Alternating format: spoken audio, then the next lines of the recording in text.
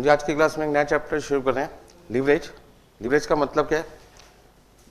Leverage का मतलब होता है कि यदि कोई चीज़ हम कम एफर्ट लगा के उसका बेनिफिट यदि हमें ज़्यादा लेना है तो उसके लिए जो टर्म यूज होता है उसको हम कहते हैं लीवरेज। जैसे मान लीजिए एक पत्थर है, उसे हमें धक्का देना है और यदि हमें एक जगह से उस पत्थर को दूसरी जगह लेके जाना है तो पहला ऑप्शन क्या है? ऑप्शन नंबर 1 क्या आपके पास में? कि जो पत्थर आपको दिखाई दे रहा है इसे इस तरीके से फोर्स लगाया जाए, तो आपको क्या लगता है फोर्स क्या लगेगा?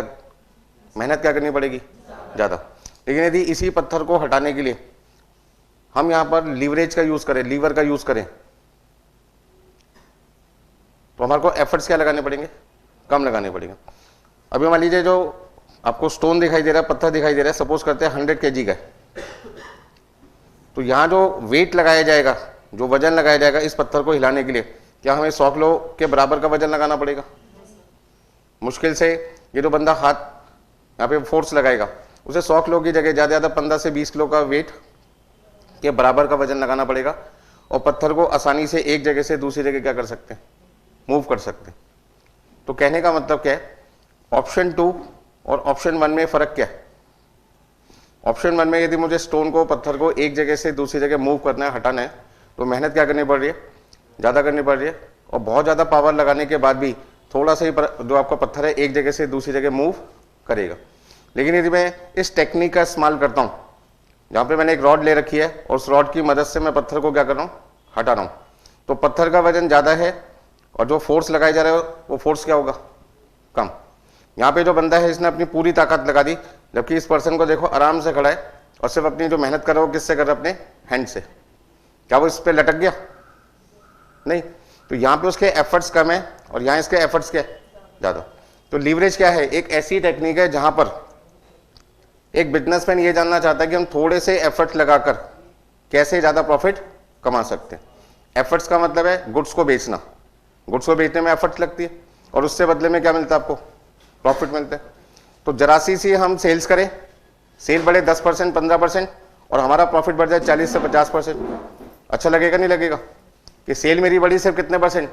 10-15%, और जितना प्रॉफिट मैं पहले कमा रहा था उससे मेरा प्रॉफिट बढ़ गया 40 से 50%। मान लो सेल थी 1 लाख, हो गई 1,10,000, खेल कितनी बढ़ी? 10% बढ़ी और मेरा प्रॉफिट पहले था 40,000, अब हो जाए 80,000। तो 40,000 से 80,000 कितना हो गया? 40,000 रुपये बढ़ा, मतलब 50% बढ़ गया। तो सेल तो मैंने बढ़ाई कितने परसेंट? 10%, और प्रॉफिट मैंने कितना बढ़ा दिया अपना? 50%। तो वो टेक्निक जहां पे कम एफर्ट्स लगाकर हम ज्यादा प्रॉफिट कमाते हैं, ज्यादा रिटर्न कमाते हैं, उस टेक्निक को क्या कहते हैं? लीवरेज कहते हैं।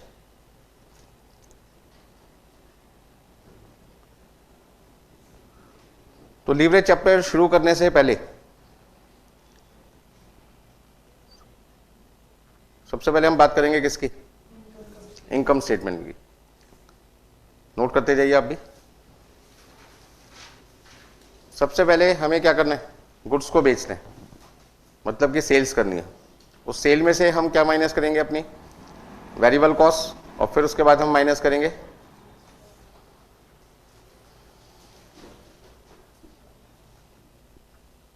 Fix cost.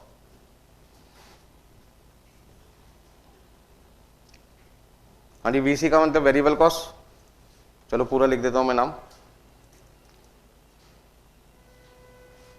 वेरिएबल कॉस्ट, और दूसरा आपके पास है फिक्स्ड कॉस्ट। तो आपके पास जो प्रॉफिट आएगा उसका नाम होगा EBIT, जिसको आप कहते हो ऑपरेटिंग प्रॉफिट।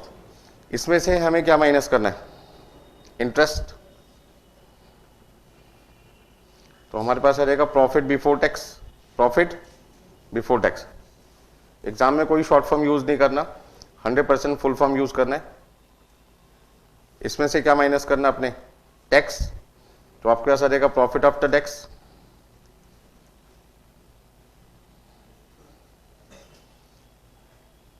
हाँ जी, less preference dividend. Preference dividend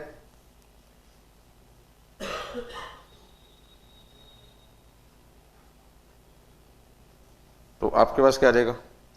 profit for equity share holder या आप इसकी जगह लिख सकते हैं profit after tax and preference dividend. Last में आप इसे नंबर ऑफ इक्विटी शेयर से क्या कर दीजिए, डिवाइड, तो आपके पास आ जाएगा अर्निंग पर शेयर। ईपीएस का फुल फॉर्म क्या है, अर्निंग पर शेयर, नोट कीजिए।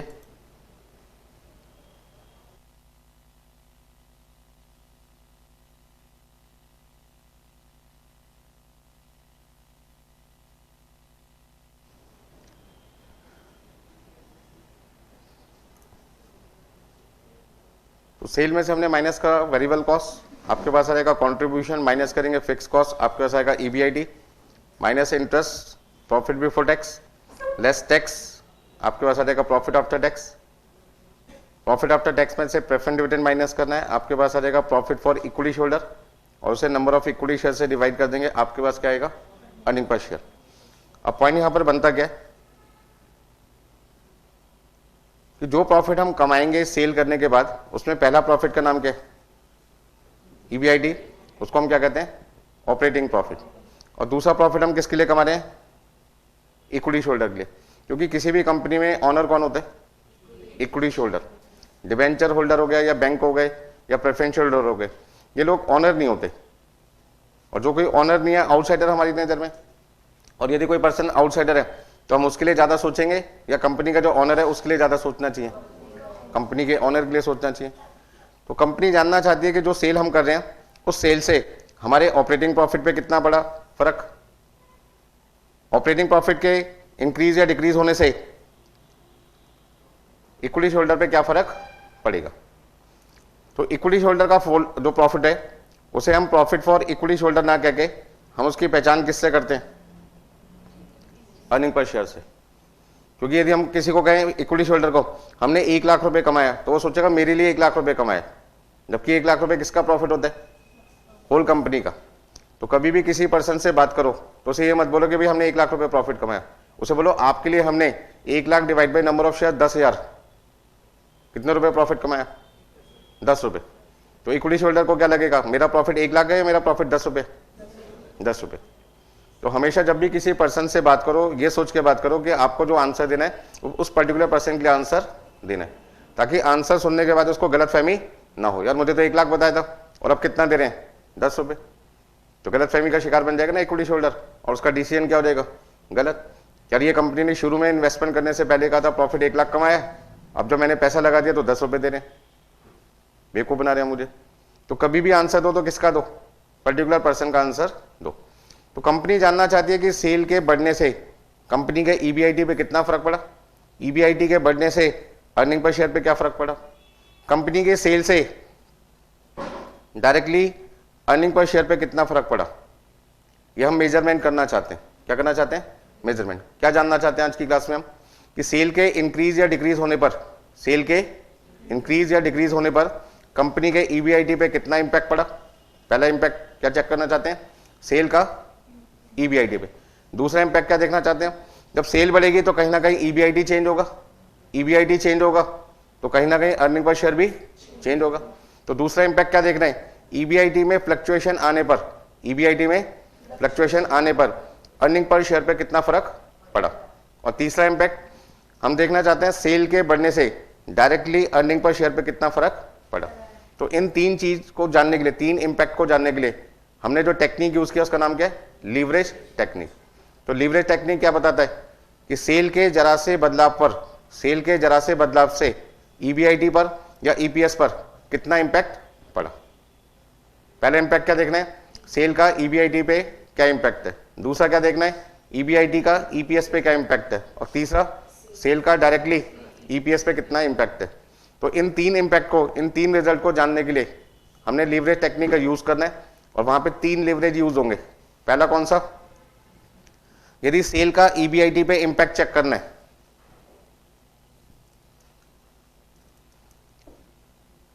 तो हम यूज करते हैं ऑपरेटिंग लीवरेज। यदि ईबीआईटी का ईपीएस पे इंपैक्ट चेक करना है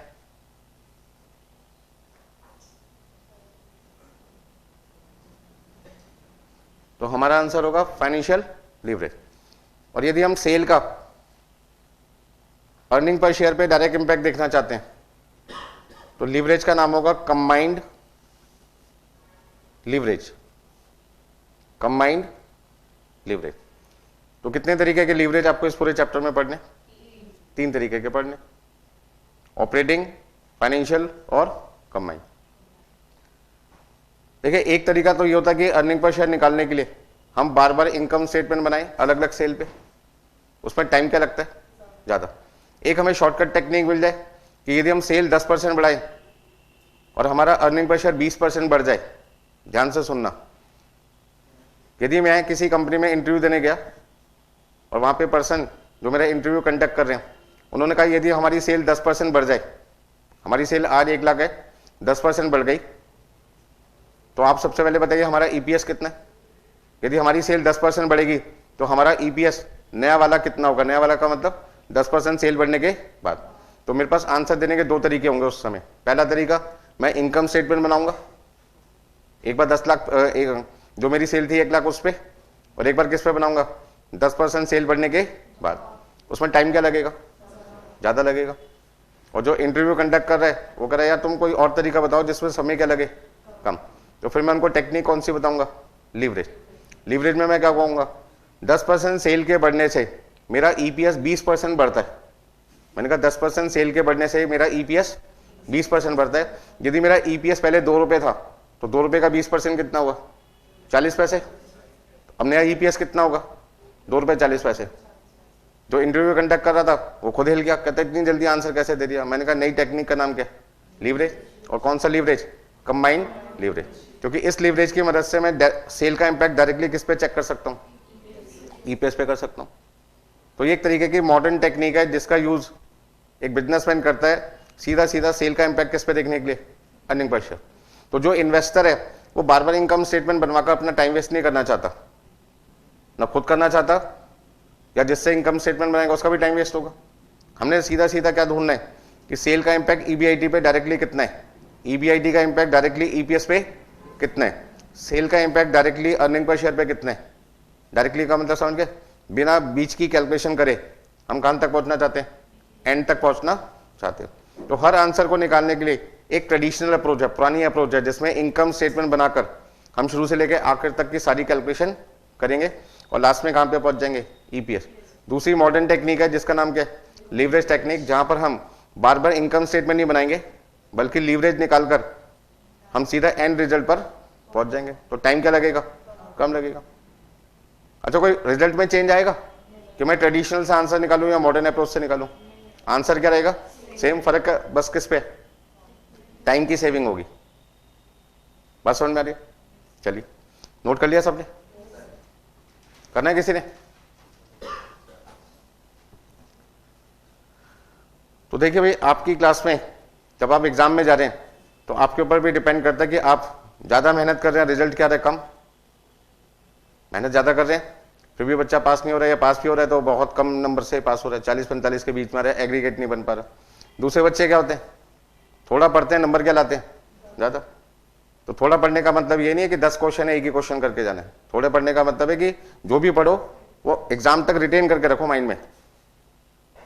मैंने देखा एग्जाम से पहले बच्चे क्या कर रहे होते हैं, 10 लोगों को फोन करते हैं, तेरे टीचर ने तेरे को क्या नोट्स प्रोवाइड किए, सबके नोट्स इकट्ठे कर लिए। किसी के कलर नोट्स हैं, किसी के ब्लैक एंड व्हाइट है, किसी के 50 कलर है, 50 ब्लैक एंड व्हाइट है।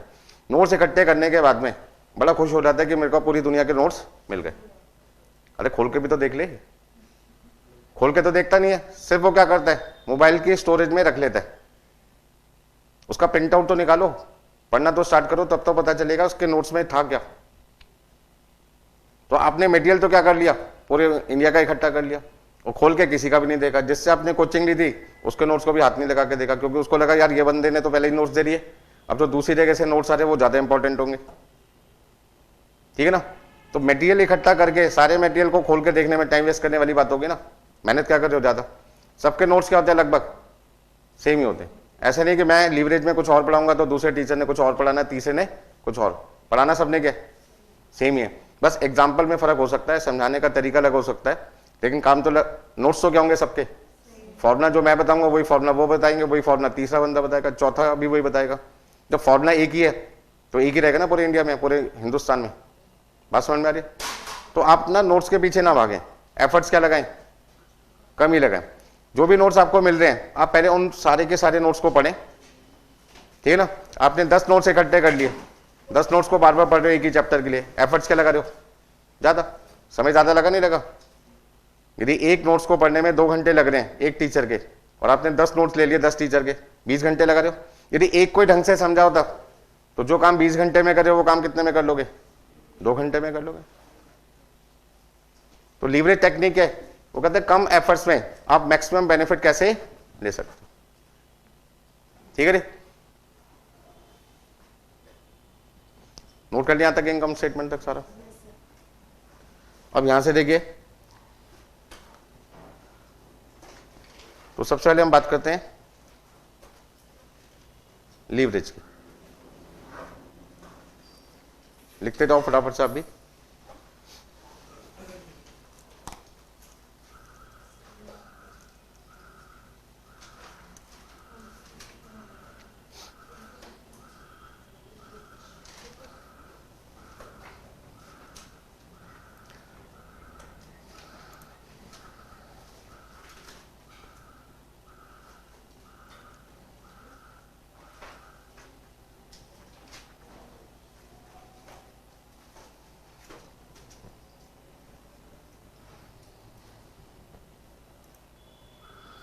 हाँ जी, लीवरेज टेक्निक का मतलब क्या होता है? पहले तो लीवरेज का मतलब क्या है?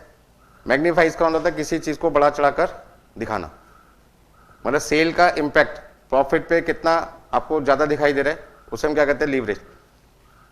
तो सेल आपको क्या करनी है, मान लो सेल आप बढ़ाते हो 10%, आपकी सेल इंक्रीज कितनी हो गई 10%, और आपका प्रॉफिट कितना हो गया, मान लीजिए 40% इंक्रीज हो गया। तो आपने एफर्ट्स क्या लगाए, सिर्फ सेल को 10% बढ़ाने में, और उस एफर्ट्स का रिजल्ट क्या हुआ कि आपका जो प्रॉफिट है वो एग्जिस्टिंग जितना प्रॉफिट था उससे 40% क्या हो गया, ज्यादा हो गया। मान लो आपकी सेल थी पहले 1 लाख रुपए, कितनी थी 1 लाख, अब आपकी सेल 10% बढ़ी और आपकी सेल कितनी हो गई 1,10,000। हाँ जी, पहले आपका जो EBIT था, अर्निंग प्रॉफिट जो आप कमा रहे थे, मान लीजिए था 40,000, अब 40,000 का 40% कितना हुआ, 40,000 का 40% कितना हुआ 16,000, 16,000 पे बढ़ने पर कितना आ गया 56,000। तो आपने एफर्ट्स तो लगाए 10% और आपका रिजल्ट कितना हुआ 40% एक्स्ट्रा। तो इसका मतलब क्या हुआ कि सेल का इंपैक्ट EBIT पे देखें तो क्या पड़ा, जब आपकी सेल 10% बढ़ती है तो आपका प्रॉफिट कितने परसेंट बढ़ता है, 40% बढ़ता है। इसका मतलब कितने टाइम्स, 4 टाइम। इसका ना आपकी सेल यदि 10% बढ़ेगी तो आपका प्रॉफिट कितना बढ़ेगा, 4 टाइम्स बढ़ेगा। इसी तरीके से यदि कंपनी कहती है हमारी सेल 15% बढ़े, हमारी सेल कितनी बढ़े 15%, तो बताइए हमारा प्रॉफिट कितना होगा 15% सेल बढ़ने के बाद। तो मैंने कहा जी 15% का 4 गुना कितना हुआ, 15% का 4 गुना कितना हुआ 60%। तो आपका जो EBIT पहले 40,000 रुपये था, अब वो 40,000 का 60% कितना हुआ 24,000, कितना हो जाएगा 64,000 हो जाएगा। तो यदि मैं अपनी सेल को 15% इंक्रीज करूंगा तो मेरा EBIT 60% बढ़ेगा, और 60% बढ़ने के बाद वो EBIT 40,000 से कितना हो जाएगा 64,000 हो जाएगा। तो क्या मैंने इसके लिए इसमें से वेरिएबल कॉस्ट माइनस की, क्या मैंने कंट्रीब्यूशन निकाला, क्या मैंने फिक्स कॉस्ट माइनस की? इसका मतलब बिना मेहनत करे सीधा सेल का इंपैक्ट मैंने किस पे देख लिया, EBIT पे देख लिया, और इस लीवरेज का नाम क्या रख दिया, ऑपरेटिंग लीवरेज। ठीक है रे, नाम ऑपरेटिंग ही क्यों पड़ा, क्योंकि यहां पर हम जो वेरिएबल कॉस्ट ले रहे हैं वो बिजनेस के खर्चे ले रहे हैं, फिक्स कॉस्ट कौन सी को ले रहे हैं, बिजनेस की। EBIT कौन सा प्रॉफिट होता है, ऑपरेटिंग प्रॉफिट। तो सेल का इंपैक्ट हम कौन से प्रॉफिट पे देख रहे हैं, ऑपरेटिंग प्रॉफिट पे देख रहे हैं। कौन से खर्चों का चेंज देखना चाहते हैं, वेरिएबल कॉस्ट और फिक्स कॉस्ट। कौन सी कॉस्ट होती है हमारी, ऑपरेटिंग कॉस्ट। कौन सी होती है, तो यहां सारी चीजें कौन सी यूज हो रही हैं, ऑपरेटिंग। इसलिए लीवरेज का नाम भी क्या रख दिया हमने, ऑपरेटिंग। तो आज की क्लास में बेसिकली मैं आपको सिखाना क्या चाहता हूं, हम ये जानना चाहते हैं कि हम थोड़ा सा एफर्ट लगाकर कितना रिटर्न मैक्सिमम ले सकते हैं। तो यहां पर हम जरा सी सेल्स को बदलकर ज्यादा से ज्यादा अपने प्रॉफिट को क्या करना चाहते हैं, बड़ा चढ़ाकर देखना चाहते हैं। तो लीवरेज क्या है? लीवरेज हम ये समझाता है कि यदि हम सेल को जरा सा चेंज कर दें तो प्रॉफिट पे कितना इंपैक्ट पड़ेगा।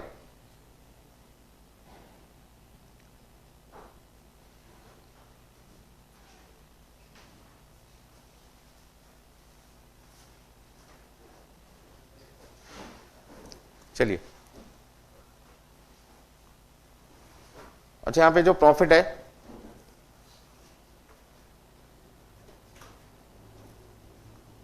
प्रॉफिट का इंपैक्ट सेल पे देखना है या सेल का इंपैक्ट प्रॉफिट पे देखना है?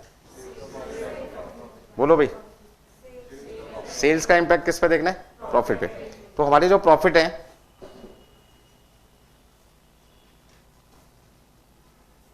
लिखते जाओ आप भी फटाफट से।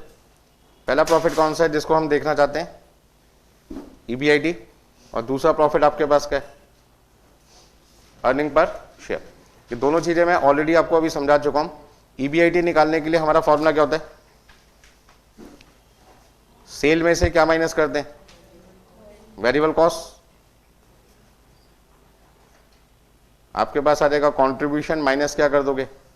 Fix cost. और आपके पास क्या आ जाएगा? ईबीआईटी। तो सेल के बढ़ने से या घटने से पहला इंपैक्ट किस पे पड़ता है? ईबीआईटी पे। जब ईबीआईटी इंक्रीज या डिक्रीज होगा, ईबीआईटी इंक्रीज या डिक्रीज होगा,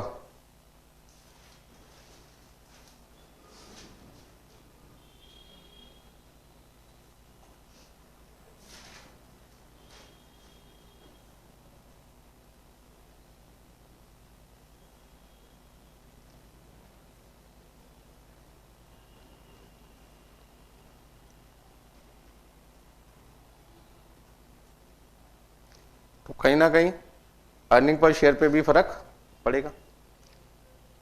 तो सेल का इंपैक्ट प्रॉफिट पे देखना चाहते हैं। प्रॉफिट दो तरीके से होता है। एक प्रॉफिट जो हमने बिजनेस एक्टिविटी से अर्न किया, उस पर कितना इंपैक्ट पड़ा, और दूसरा जो प्रॉफिट हम इक्विटी होल्डर के लिए कमा रहे हैं, जिसको कहते हैं अर्निंग पर शेयर, उस पर कितना इंपैक्ट पड़ा।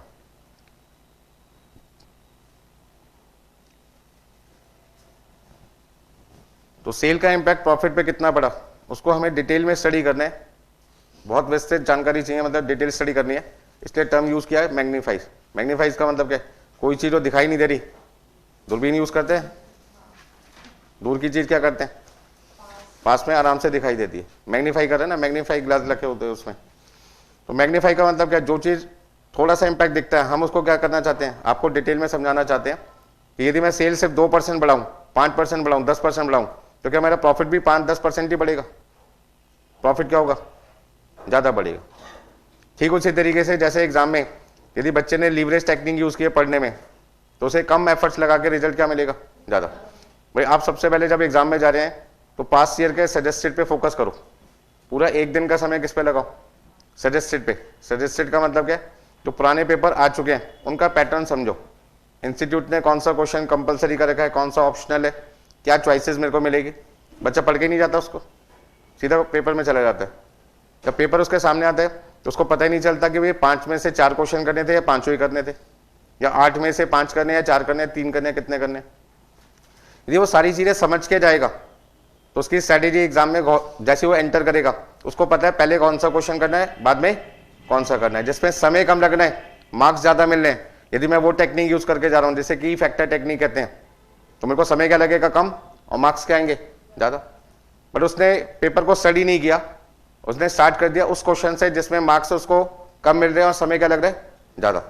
1-1.5 घंटे बाद उसको समझ में आता है कि यार अभी तक तो मेरा सिर्फ 25 नंबर का ही पेपर हुआ। 2 घंटे निकल गए, पेपर कितना हुआ? 25 नंबर का। कितना रह गया? 75 मार्क्स का पेपर रहेगा। टाइम कितना बाकी है? सिर्फ 1 घंटे का। ऐसे बहुत सारे बच्चे होते हैं जो बिना स्ट्रेटेजी पेपर शुरू कर देते हैं। अब लास्ट के 1 घंटे में क्या होगा? पेपर हो जाएगा पूरा उसका 75 नंबर का, 40-45 नंबर का कर पाता है, और जब बाहर निकलता है तो अफसोस मनाता है यार आता हुआ पेपर छूट गया। यदि उसने समझदारी से काम लिया होता कि जो क्वेश्चन उसको लगता है 100% मुझे आते हैं, पहले वो करो। अब कई बच्चे कहते हैं कि सर 2 क्वेश्चन आते हैं ए और बी पार्ट में, ए आता था बी नहीं आता था। ए तो करो, बी की जगह छोड़ दो, अगले क्वेश्चन पे आ जाओ। वो बी के चक्कर में जो तुम्हें बाकी के पार्ट आते रहे आगे के, वो तो आपने ट्राई नहीं किए, और पेपर आपका क्या होगा? इनकम्प्लीट रह जाएगा, पूरा नहीं होगा, और उससे मार्क्स क्या हो जाएंगे? कम। तो आपको अपनी स्ट्रेटेजी क्या करनी पड़ेगी एग्जाम में, इस तरीके से बनानी पड़ेगी, जो आता है पहले वो करो, जो नहीं आता उसकी जगह छोड़ दो। जब सारे क्वेश्चन आते हुए आपने कर लिए और आपके 60 नंबर का पेपर हो गया, तो अब आप बाकी पेपर जो बचा हुआ 40 नंबर है उस पर फोकस करो ना। उससे फायदा क्या होगा, एक तो माइंड पे प्रेशर क्या रहेगा, कम। अब आपको सिर्फ उन क्वेश्चन पे दिमाग लगाना है जिन क्वेश्चन में आपको कोई ना कोई दिक्कत आ रही है। और जो क्वेश्चन आपको आते थे 60 नंबर के ढंग से पूरे बिल्कुल सही थे, वो तो पेपर आपका सही हो गया, पास तो आप वही सही हो गए। 60 में से जब 60 का बिल्कुल ठीक किया है तो 50 से 55 तो आने आने, ये तो कंफर्म है। अब आप जो एक्स्ट्रा नंबर लाना चाहते हो उसके लिए मेहनत कर रहे हो ना।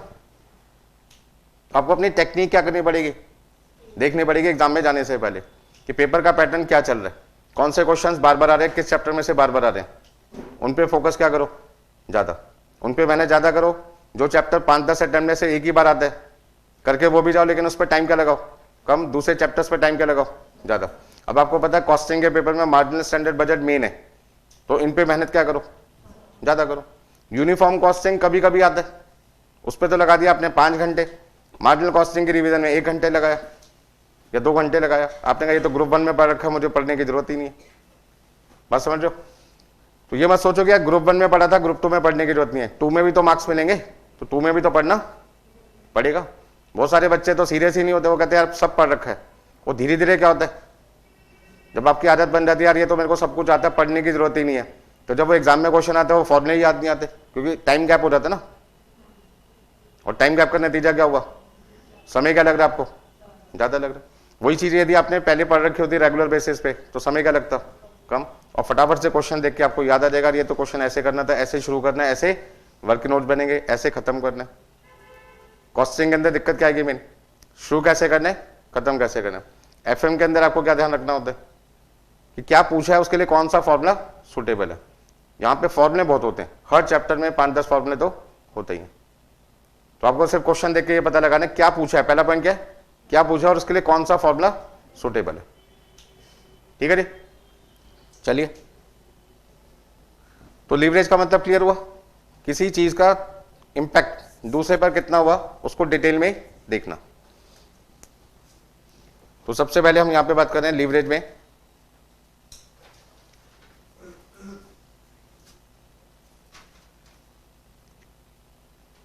Impact of sales on profit. जैसे मैंने आपके लिए अभी इनकम स्टेटमेंट बनाई थी, उसमें मैंने कहा था भी सेल का इंपैक्ट किस पे पड़ सकता है, प्रॉफिट पे। कौन से प्रॉफिट पे, तो पहले मैं सेल का इंपैक्ट किस पे देख रहा हूं, ईबीआईटी। दूसरा मैं ईबीआईटी का इंपैक्ट किस पे देखना चाहता हूं, अर्निंग पर शेयर पे। और तीसरा मैं सेल का इंपैक्ट डायरेक्टली किस पे देखना चाहता हूं, अर्निंग पर शेयर पे। जब आप क्वेश्चन करते हैं तो आपको सबसे पहले अपने आप से पूछना है किसका इंपैक्ट किस पे देखना चाहते हैं। तो सेल का इंपैक्ट यदि आपको ईबीआईटी पे देखना है, या ईबीआईटी का इंपैक्ट ईपीएस पे देखना है, या ईपीएस सेल का इंपैक्ट डायरेक्टली ईपीएस पे देखना है, तो आपको कौन से लीवरेज की मदद लेनी पड़ेगी। तो सेल का इंपैक्ट ईबीआईटी पे कितना बड़ा, उसे कैलकुलेट करने के लिए जो टर्म हम यूज करते हैं, जो नाम यूज करते हैं, उसका नाम क्या रख दिया, ऑपरेटिंग लीवरेज। दूसरे का नाम क्या है, फाइनेंशियल। सबके नाम कैसे पड़े ये सब मैं आपको बताऊंगा।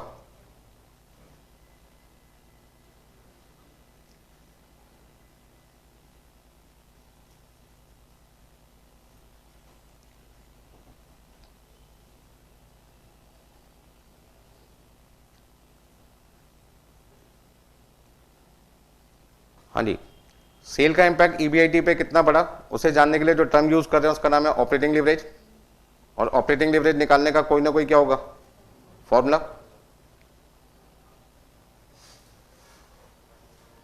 तो वो फॉर्मूला क्या है वो आपको समझना पड़ेगा। हाँ जी, percentage change in EBIT upon percentage change in sales.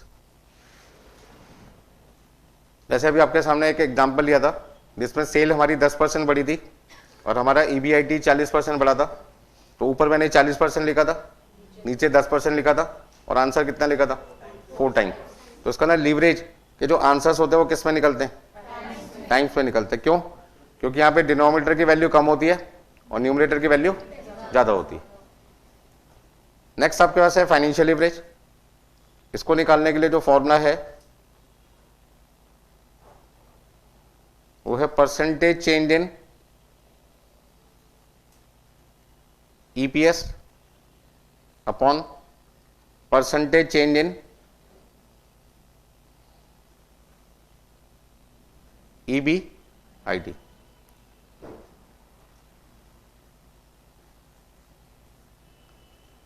हाँ जी, percentage change in EPS upon percentage change in sales.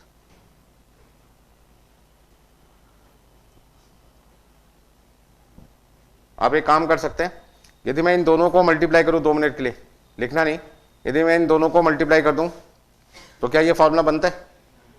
हाँ या ना बोलना आपको? मुझे लगता है शायद बन गया, क्योंकि percentage change in EBIT percentage change in EBIT से क्या होगा, कैंसिल। कब कैंसिल होगा? जब मैं प्लस करूंगा, माइनस करूंगा, मल्टीप्लाई करूंगा या डिवाइड करूंगा, मल्टीप्लाई। इसका मतलब ये हुआ कि आपको यदि कंबाइंड लीवरेज निकालना है तो आपके पास एक ऑल्टरनेटिव और आ जाएगा। ऑल्टरनेटिव का नाम क्या लिखेंगे हम? Operating leverage multiply by financial leverage. तो नॉर्मली जब हम थर्ड आंसर निकालते हैं कंबाइंड लीवरेज, तो पहले 2 लीवरेज यदि निकाल चुके हैं तो उन दोनों को क्या कर दो, मल्टीप्लाई। तो आपको यार फॉर्मूला यूज करने की जरूरत ही नहीं पड़ेगी। हाँ, यदि क्वेश्चन में ऑपरेटिंग और फाइनेंशियल लीवरेज नहीं निकाला, आप डायरेक्टली कंबाइंड लीवरेज निकालना चाहते हैं, तो फिर पहला वाला फॉर्मूला यूज करो। मतलब हमें वो फॉर्मूला यूज करना है एग्जाम में जिसमें समय क्या लगे, कम लगे, और हमें आंसर मिल जाए।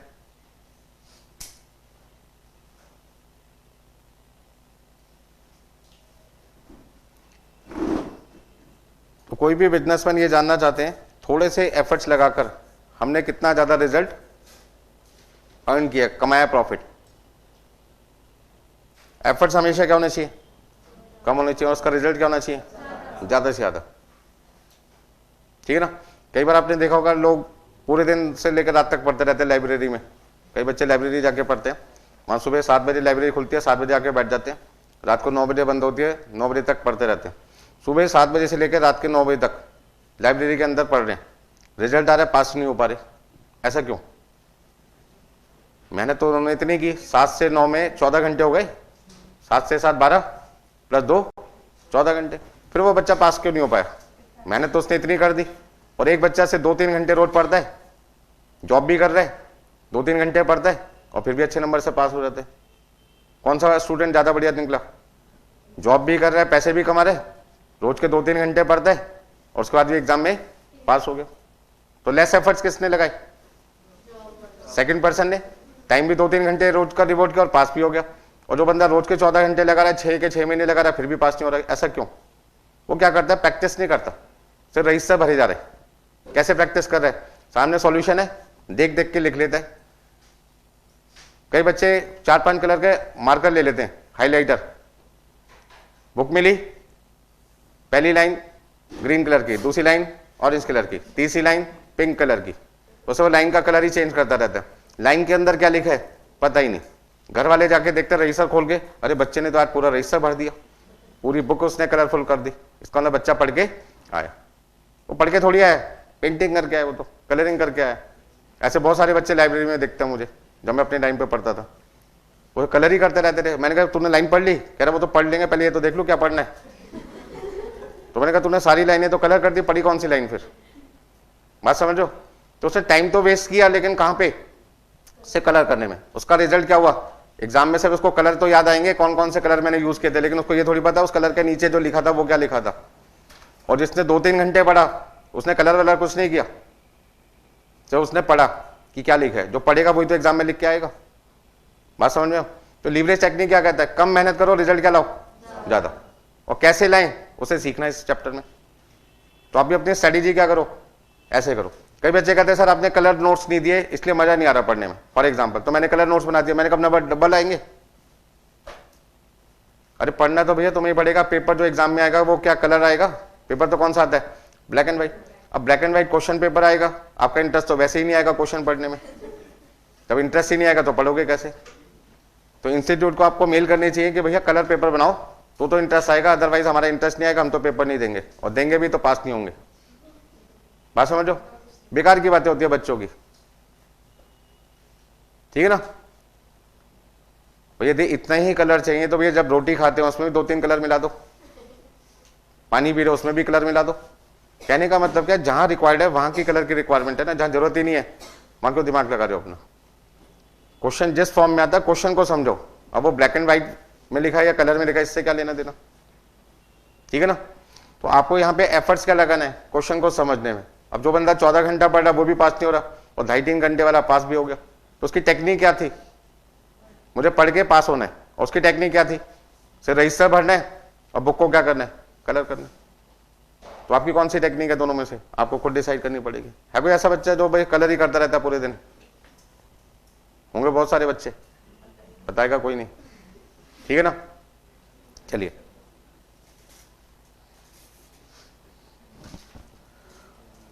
तो आज का सबसे पहले है एग्जाम्पल नंबर 1। 3-4 एग्जाम्पल मैं आपको दूंगा, काफी सारी चीजें क्लियर कर दूंगा आपकी। सबसे पहले हमारे पास में एग्जिस्टिंग इनकम स्टेटमेंट दे रखी है। एग्जिस्टिंग इनकम स्टेटमेंट का मतलब, जब हम कोई क्वेश्चन सॉल्व करेंगे किसी कंपनी का तो कोई ना कोई तो डाटा हमारे पास होगा, तो वो डाटा को हम बोलते हैं एग्जिस्टिंग, ठीक है ना। At present, present income statement कह सकते हैं एग्जिस्टिंग का। तो आपके पास मान लीजिए दे रखी है सेल, सेल में से क्या माइनस करोगे, वेरिएबल कॉस्ट, आपको क्या मिलेगा, कंट्रीब्यूशन माइनस करोगे फिक्स कॉस्ट, आपके पास क्या आएगा, EBIT। मान लो आपके पास है सेल 10 लाख, वेरिएबल कॉस्ट कितनी है 6 लाख रुपए, कंट्रीब्यूशन कितना है 4 लाख, फिक्स कॉस्ट कितनी है 3 लाख, और आपका EBIT कितना है 1 लाख, ठीक है जी। Calculate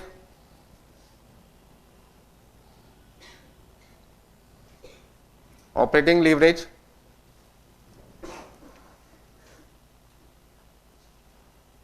if sales increase by 10%। ये कहते हैं यदि आपकी सेल 10% इंक्रीज हो जाए तो बताइए आपका ऑपरेटिंग लीवरेज क्या होगा। मतलब सेल में फ्लक्चुएशन कितना है, बढ़े या घटे उससे कोई मतलब नहीं है, फ्लक्चुएशन कितना है 10%। अच्छा, जब सेल बढ़ेगी तो प्रॉफिट भी क्या होगा, बढ़ेगा। तो मैंने कही थी मेरी सेल 10% बढ़ेगी तो रिवाइज्ड प्रॉफिट कितना आएगा, रिवाइज्ड का मतलब बदली हुई चीजें कितनी आएगी, यानी चेंज कितना है। पहले हम ले रहे हैं परसेंटेज चेंज,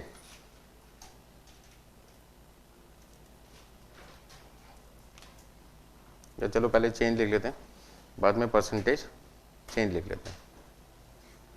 हम अपनी सेल को कितना बढ़ाना चाहते हैं, तो 10 लाख का 10% कितना हुआ, 10 लाख का 10% कितना हुआ 1 लाख, तो आपकी रिवाइज सेल कितनी हो गई 11 लाख। सोच समझ के बोला करो भाई, आपकी सेल 10% बढ़ी है तो चेंज कितना है, चेंज का मतलब बदलाव कितना आया, 10 लाख का 10% 1 लाख। रिवाइज सेल का मतलब पहले तो 10 लाख की थी ना सेल, अब 1 लाख की सेल बढ़ गई तो कितनी हो गई 11 लाख। लिखना बाद में, पहले समझ लो। दूसरा, 6 लाख रुपए की वेरिएबल कॉस्ट है 10 लाख पे, कितने परसेंट 60%। तो जब आपकी सेल बढ़ेगी तो क्वांटिटी ज्यादा बनेगी, ज्यादा बनेगी तो बनाना ज्यादा पड़ेगा, ज्यादा बनाने पे वेरिएबल कॉस्ट भी क्या होगी, बढ़ेगी।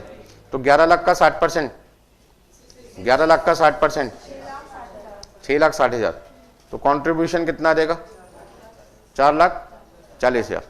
मतलब आपकी वेरिएबल कॉस्ट कितनी बढ़ी 60,000 बढ़ी। अब फिक्स कॉस्ट बढ़ेगी क्या, फिक्स कॉस्ट तो क्या रहेगी, कांस्टेंट ही रहेगी। फिक्स कॉस्ट तो पहले भी 3 लाख थी, अब भी क्या रहेगी 3 लाख। आज की क्लास में 3 स्टूडेंट और बढ़ गए तो मकान वाली को फोन करके बोलूंगा जी 3 स्टूडेंट बढ़ गए, फिक्स कॉस्ट बढ़ा लो, अपनी रेंट बढ़ा लो, बोलूंगा नहीं। बच्चे बढ़ भी सकते, बच्चे घट भी सकते। तो इस रूम का रेंट तो क्या रहेगा, कांस्टेंट ही रहेगा ना। तो अब मेरा प्रॉफिट कितना है 1,40,000, मतलब 1 लाख से 1,40,000 हो गया, प्रॉफिट कितना बढ़ा 40,000 रुपये प्रॉफिट क्यों बढ़ा? क्योंकि मेरे फिक्स कॉस्ट पे कोई फर्क नहीं पड़ा। अब ऐसे में 40,000 रुपये 1 लाख का, 40,000 रुपये 1 लाख का कितने परसेंट है? ये 40,000 रुपये इस 1 लाख का कितने परसेंट है? 40% है। इसका मतलब यदि मैं अपनी सेल को 10% बढ़ाता हूं तो मेरा EBIT 1 लाख से कितना हो जाएगा? 140, जो 40,000 रुपये बढ़ेगा मतलब 40% बढ़ेगा। तो मेरा ऑपरेटिंग लीवरेज क्या होगा? Operating leverage equal to percentage change in EBIT divided by percentage change in sales. तो यदि मैं अपनी सेल्स को 10% बढ़ाता हूं तो मैं अपने प्रॉफिट को कितना बढ़ा दूंगा? 4 टाइम्स बढ़ा दूंगा। ठीक है रे? तो जब हमने एफर्ट लगाया 10% और उसको मैग्नीफाई किया, उसको देखा डिटेल में किया, उसका क्या इंपैक्ट पड़ रहा है, तो दिखाई क्या दिया कि हमारा प्रॉफिट 40% बढ़ गया। तो हर बिजनेस क्या चाहता है? थोड़ा सा एफर्ट्स लगे और रिजल्ट क्या मिले? ज्यादा से ज्यादा।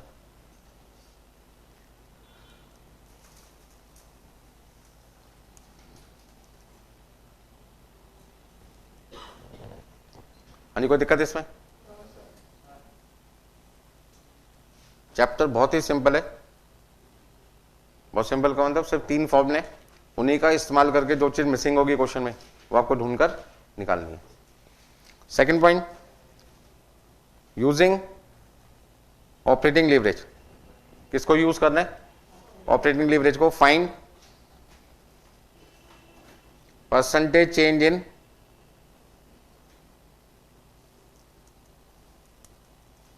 आप ऐसे कह सकते हैं, find new EBIT if sales increase by 10 की जगह लिख देते हैं 15%। 10% तो हम कर ही चुके हैं।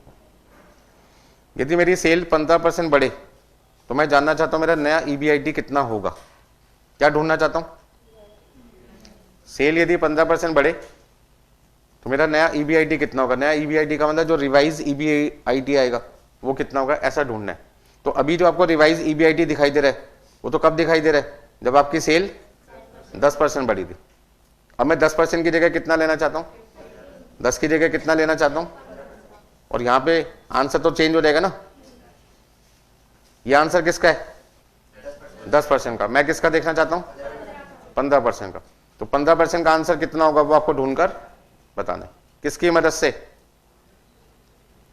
ऑपरेटिंग लीवरेज की मदद से।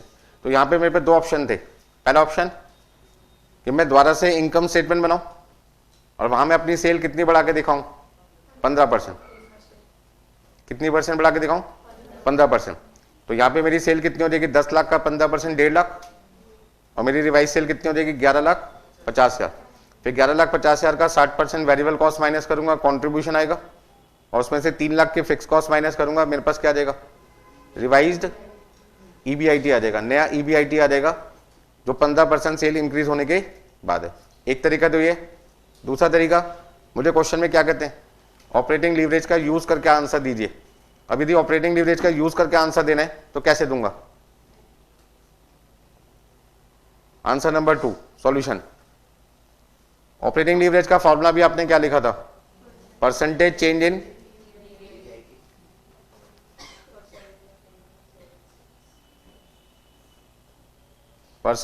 इन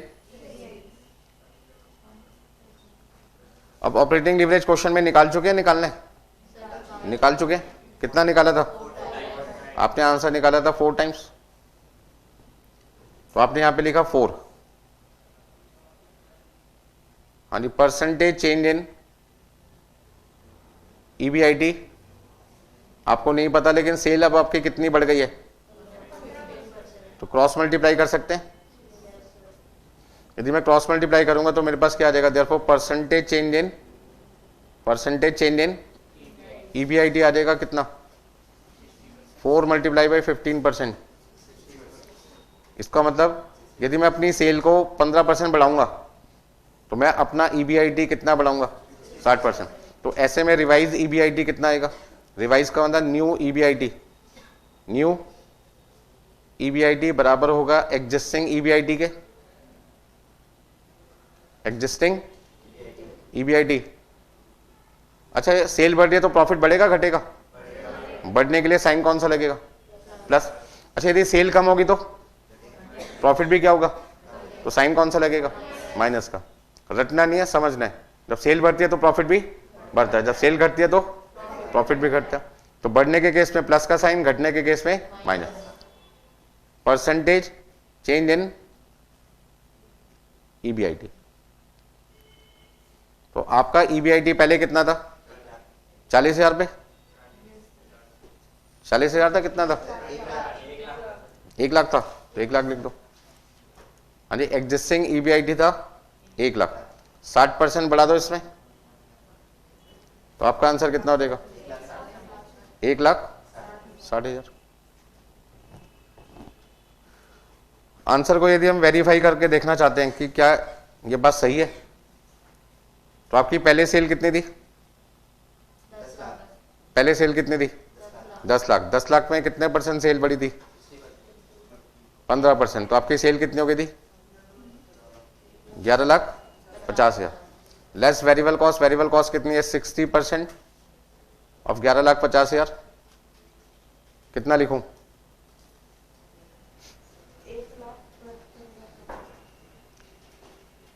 सही नहीं बोलोगे? हम बताओ कितना है? 7 लाख, 6,90,000। तो वो 11 लाख का तो हो गया 6,60,000 और 50,000 का हो गया 60%, 30,000। तो 6,60 + 30 6,90। कितना लिखूं? 4,60,000। अब 4,60,000 पे मेरा कंट्रीब्यूशन है और इसमें से मैंने फिक्स कॉस्ट क्या कर दी? 3 लाख माइनस कर दी। तो मेरा EBIT, जिसको मैं बोलूंगा न्यू EBIT, आपने आंसर भी कितना निकाला? वेरीफाई हो गया। तो ये जो तरीका है इसको हम बोलते हैं ट्रेडिशनल अप्रोच।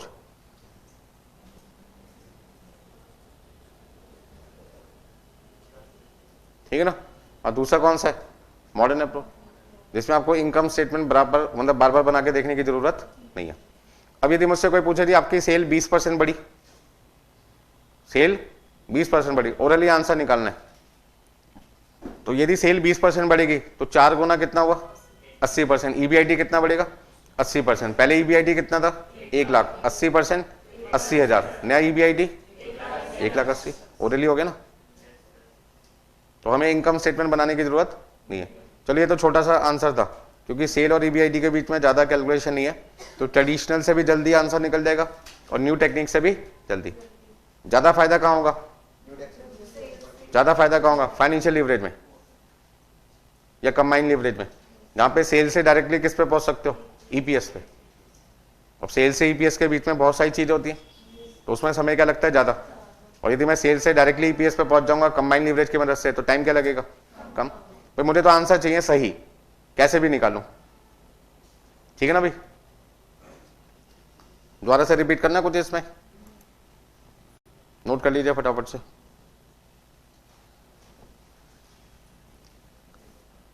सिर्फ फॉर्मूलों को समझना है और कैसे अप्लाई करना है वो आपको समझना है।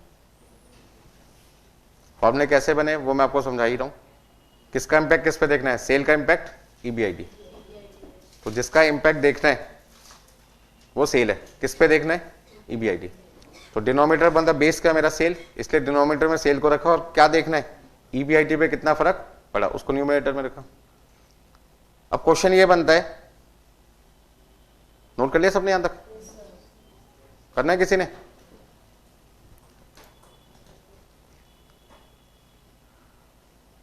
तो बेसिकली लीवरेज का मतलब तो पता लग गया ना, लेस एफर्ट्स हाई रिटर्न।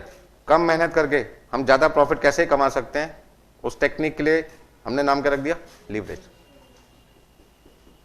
तो आप भी अपनी लाइफ में कौन सी टेक्निक यूज करें? लीवरेज। ऐसा नहीं कि कम पढ़ के जाएं, मैंने कम पढ़ने के लिए कभी नहीं बोला। बच्चे सोचते हैं सर ने कहा थी कम पढ़ो ज्यादा नंबर लाओ, ऐसा तो हो ही नहीं सकता ना। पढ़ के कम जाएंगे तो ज्यादा नंबर कैसे? पढ़ो सबको, लेकिन उसमें टाइम क्या लगाओ? कम। अब एक चैप्टर यदि 2 घंटे 3 घंटे चाहिए और आप उसमें 20-25 घंटे लगा रहे तो बाकी चैप्टर छूट जाएंगे ना। टाइम तो सबके पास लिमिटेड ही है। पढ़ने से पहले पहले डिसाइड कर लो यार किसके नोट से पढ़ना है किसके नोट से नहीं पढ़ना। सबके नोट पढ़कर कोई फायदा नहीं है, सब में सेम ही लिखा होता है, ठीक है ना। फिर बच्चे को जब किसी के नोट समझ नहीं आते वो गूगल खोल के बैठ जाते हैं, वहां तो फिर पागल हो जाता है, देखता कुछ है मिलता उसको आंसर कुछ और है, क्योंकि वहां तो इतनी सारी चीजें मिल जाती है कि जैसे उसने दूसरे लिंक पे क्लिक किया जिस पे था उस टॉपिक से वो बाहर हो जाता है, ठीक है ना। Next point, example number 2। मान लीजिए क्वेश्चन में आपके पास क्या दे रखी है, नेट सेल्स दे रखी है, वेरिएबल कॉस्ट रेशियो दे रखी है आपको, यानी 10 लाख की सेल्स गिवन है और वेरिएबल कॉस्ट रेशियो आपके पास है 50%। फिक्स कॉस्ट आपको दे रखी है 4 लाख रुपए, ठीक है जी। क्वेश्चन में आपसे क्या कहते हैं, प्रिपेयर, पहला पॉइंट इनकम स्टेटमेंट,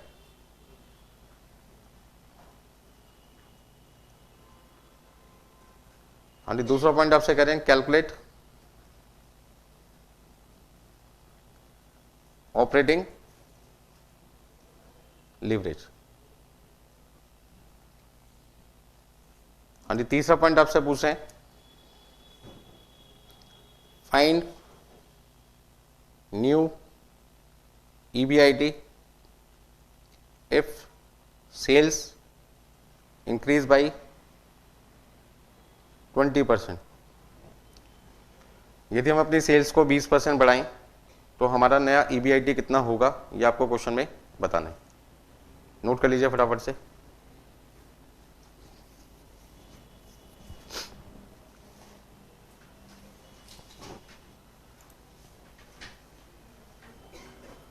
यानी सॉल्यूशन में सबसे पहले हमें क्या करना चाहिए, इनकम स्टेटमेंट बनानी चाहिए। अब देखिए इनकम स्टेटमेंट आपकी शुरू होती है इस चैप्टर में सेल से और खत्म होती है EPS पे, लेकिन हमारे पास जो जानकारी है वो EPS तक की तो है ही नहीं। तो जहां तक की जानकारी इंफॉर्मेशन दे रखी है आपको वहां तक की इनकम स्टेटमेंट बनानी है। इनकम स्टेटमेंट का कंप्लीट फॉर्मेट क्या था, स्टार्टिंग सेल से थी और खत्म किस पे था, EPS। तो बच्चा सोचे कि सर इसमें इंफॉर्मेशन इनकम्प्लीट है, मैं भी वही सोच रहा हूं। तो जहां तक की इंफॉर्मेशन दे रखी है वहां तक का आंसर निकाल के दिखाएंगे।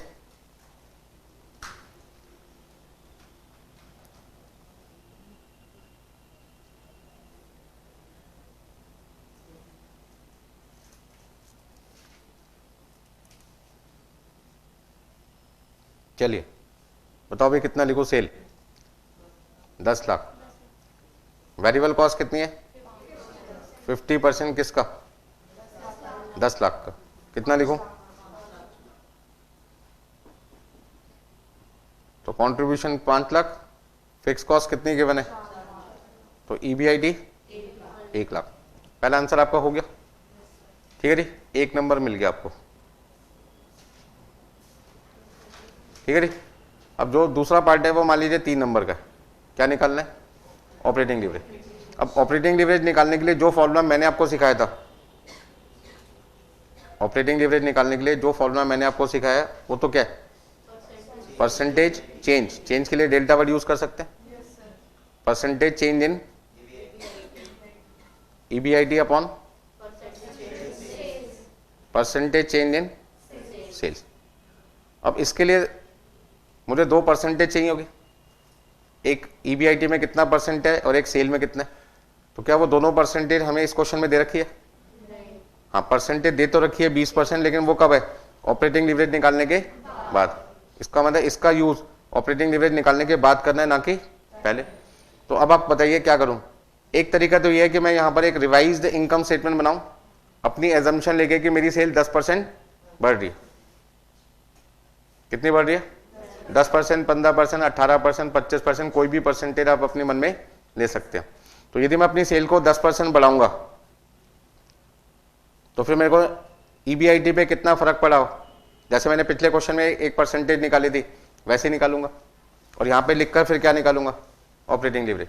समय क्या लगेगा, ज्यादा, कोई नया तरीका ढूंढो कि यदि क्वेश्चन के अंदर ये दोनों चीजें आप नहीं निकाल पा रहे और आपको ऑपरेटिंग लिवरेज निकालना है, तो कोई नया फॉर्मूला आपके पास होना चाहिए।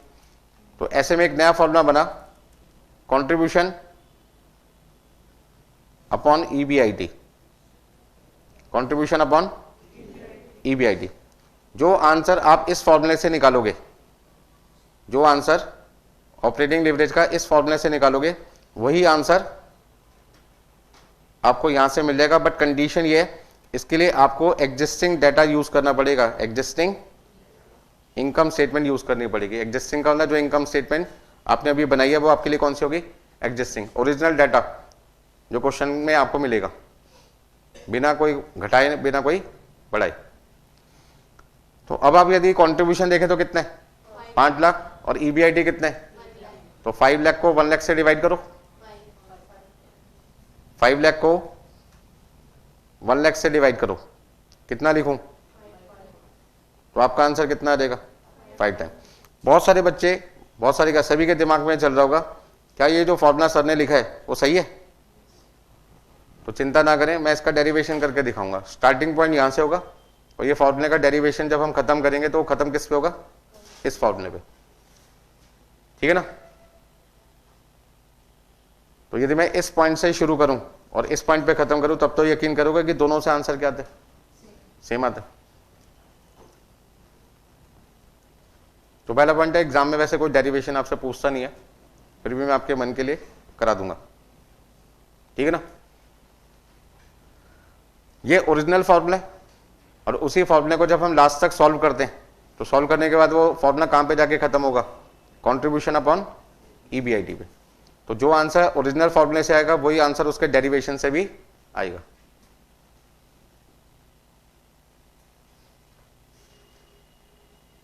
ठीक है ना।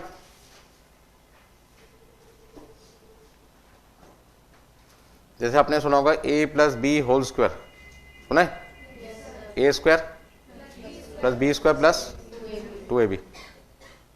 तो जो बच्चे 7th 8th क्लास में होते हैं उनके यहाँ पे जो प्रोजेक्ट चलते हैं उसमें इस फॉर्मूले को प्रूफ करने के लिए डायग्राम बनवाए जाते हैं, ठीक है ना। तो आपको यहाँ पे डेरिवेशन थोड़ी करना है एग्जाम में, जब कोई क्वेश्चन आता है ऐसा आप क्या करते हो, ये फॉर्मूला होता है और सीधा इस फॉर्मूले को इसके इक्वल यूज करके अपना आंसर निकाल देते हैं, ठीक है ना। सेम वही कॉन्सेप्ट यहाँ पे यूज हो रहा है, ये आपका ओरिजिनल फॉर्मूला है और उस ओरिजिनल फॉर्मूले को जब हम सॉल्व करेंगे तो क्या बनेगा, कंट्रीब्यूशन अपॉन ईबीआईटी। जैसे ही a plus B whole square को जब सॉल्व करते हैं तो लास्ट में जाके कहां पे खत्म होता है, A square plus B square plus 2ab पे। अब क्वेश्चन ये है कि आंसर तो निकल गया मेरा। अब ये बात मैं पिछले एग्जांपल पे चलता हूं 2 मिनट के लिए।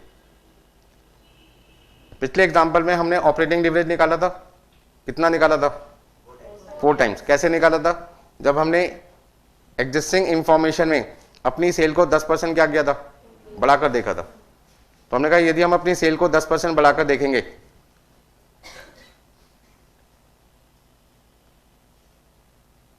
तो हमने देखा था हमारा रिवाइज ईबीआईटी 1 लाख से कितना हो गया, 1,40,000। 40,000 रुपये बढ़ा, वो 40,000 रुपये कितने परसेंट था, 40%। 40% बढ़ा कब, जब सेल 10% बढ़ी। तो हमने कहा सेल का 10% इंपैक्ट ईबीआईटी पे कितने परसेंट का इंपैक्ट आता है, 40% का, मतलब कि 4 गुना का। अब इसी आंसर को निकालने के लिए मेरे पास में शॉर्टकट भी है। शॉर्टकट क्या है, इस रिवाइज इंफॉर्मेशन को मैं यूज ही नहीं करना चाहता, मैं यूज ही नहीं करना चाहता। तो मैंने कहा कोई बात नहीं, 4 लाख को किससे डिवाइड करके देख लो, 1 लाख से करके देख लो। तो आपने डिवाइड करके देखा,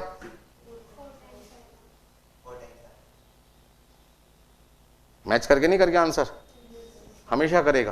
क्यों करेगा, क्योंकि ये ओरिजिनल फॉर्मूला है और ओरिजिनल फॉर्मूले को जब लास्ट तक सॉल्व करते हैं, जिसको कहते हैं डेरिवेशन करना, वो कहां पे जाके खत्म होगा, कंट्रीब्यूशन अपॉन ईबीआईटी। इसलिए दोनों तरीके से आंसर क्या आएगा, सेम ही आएगा, ठीक है। ठीक, हमें चाहिए answer as per given information. कौन सा फॉर्मूला सुटेबल है वो क्वेश्चन की इंफॉर्मेशन पे डिपेंड करता है। तो मैंने देखा मुझे क्वेश्चन में ऑपरेटिंग लिवरेज निकालने के लिए बोल रहे हैं, तो मैंने कहा ये फॉर्मूला इस क्वेश्चन के लिए सुटेबल नहीं है, नहीं है तो नहीं है। सुटेबल कौन सा है, कंट्रीब्यूशन अपॉन ईबीआईटी। तो उससे अपना आंसर निकाल दिया। बस समझ में आ रही है भाई, हमें तो सही टाइम पर सही फॉर्मूला चाहिए, जो इंफॉर्मेशन क्वेश्चन में दे रखी है उसके हिसाब से। अब तीसरा आंसर, तीसरा आंसर कैसे निकालेंगे? हमें नया EBIT निकालना है यदि हमारी सेल कितने परसेंट बढ़े, 20%। तो इसका मतलब परसेंटेज चेंज इन EBIT, हमारा EBIT कितना इंक्रीज होगा? Operating leverage multiply by percentage change in sales, यानी 5 इंटू 20% इक्वल टू 100%। तो न्यू EBIT कितना आ जाएगा आपका? पुराना EBIT, हाँ जी, existing EBIT plus percentage change in EBIT। आपने कहा सर पहले EBIT कितना था? 1 लाख, कितने परसेंट बढ़ रहे? 100%। तो 1 लाख का 100% कितना होता है? 1 लाख, कितना आ जाएगा? अब जो लोग बच्चे शक की नज़र से मुझे देख रहे हैं, पता नहीं ये आंसर सही है या नहीं सही, उनके लिए मैं क्या कहूँगा? वेरीफाई कर लो। वेरीफाई का मतलब क्या है? अपनी सेल को 20% क्या करके देखो, बढ़ा कर देख लो। आपके पास यहाँ पे राइट साइड पे जगह खाली होगी, यहाँ चेक करके देख लो, ठीक है ना। तो आपका आंसर कितना आएगा? 1 लाख की जगह 2 लाख। नहीं तो ओरली कर लो, कैलकुलेटर अपने हाथ में देखो। सेल कितनी है? 10 लाख, कितने परसेंट बढ़ानी है? 20%। तो 10 लाख का 20% कितना हुआ? 2 लाख। नई सेल कितनी हो गई? 12 लाख। 12 लाख में 50% वेरिएबल कॉस्ट है, 6 लाख। 6 लाख में से 4 लाख फिक्स कॉस्ट है, 2 लाख। आंसर कितने हो गया ना, ठीक है जी। तो ऐसे नहीं कि ये सब एक ही क्वेश्चन में फॉर्मूला फिट बैठेगा, जितने क्वेश्चन है सब में। और ये कोई चमत्कार नहीं है, जब आप किसी चीज को सॉल्व करते हैं तो कोई ना कोई तो एंड पॉइंट हो गई ना, कि अब उसके बाद आगे सॉल्व नहीं हो सकता। वो एंड पॉइंट ये ओरिजिनल फॉर्मूला है कि सेल का इम्पैक्ट EBIT पे कितना बड़ा, वो चेक करना है। और उसको चेक करने का दूसरा शॉर्टकट तरीका क्या है? Contribution upon EBIT। तो एग्जाम में कौन सा फॉर्मूला यूज करना है, कौन सा करना है, ये डिपेंड करता है इंफॉर्मेशन कौन सी गिवन है। यदि परसेंटेज वाली इंफॉर्मेशन गिवन है तो परसेंटेज वाला यूज करेंगे, परसेंटेज नहीं दे रखी तो कॉन्ट्रीब्यूशन अपॉन EBIT यूज करेंगे। कई बार एग्जाम में ऐसे क्वेश्चन आते हैं कि ऑपरेटिंग लीवरेज तो आपसे कॉन्ट्रीब्यूशन अपॉन EBIT से निकलवा लिया, जैसे मैंने आपके सामने किया, और इसी फॉर्मूले को द्वारा भी यूज करवा लिया कि भैया आपकी सेल 20% बढ़ रही है, तो बताओ आपका EBIT कितना बढ़ेगा? मैंने कहा 100% बढ़ेगा। हनी नोट कर लिया सबने? रिपीट करना कुछ इसमें?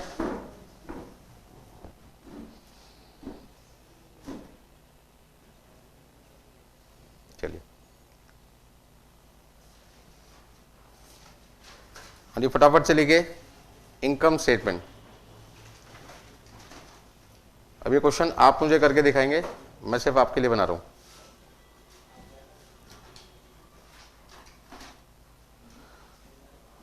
Honey net sales minus variable cost, contribution minus fix cost. हनी 10 लाख की सेल्स है, 7 लाख वेरिएबल कॉस्ट का है, आपके पास आ जाएगा कंट्रीब्यूशन 3 लाख, फिक्स कॉस्ट है 2 लाख, और आपका EBIT 1 लाख है। हनी फाइन क्या करना है?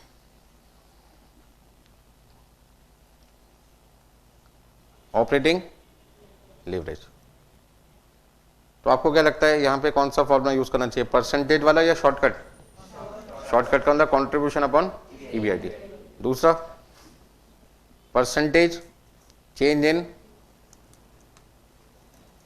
हाँ जी, परसेंटेज चेंज इन EBIT आपको निकालना है इफ सेल्स इंक्रीज बाई 15%, ठीक है जी। रिवाइज्ड EBIT बताइए if sales increase by 20%।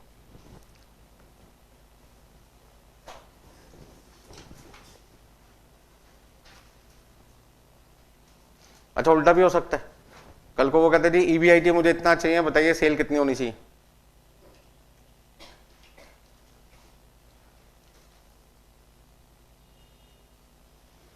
New sales if revised EBIT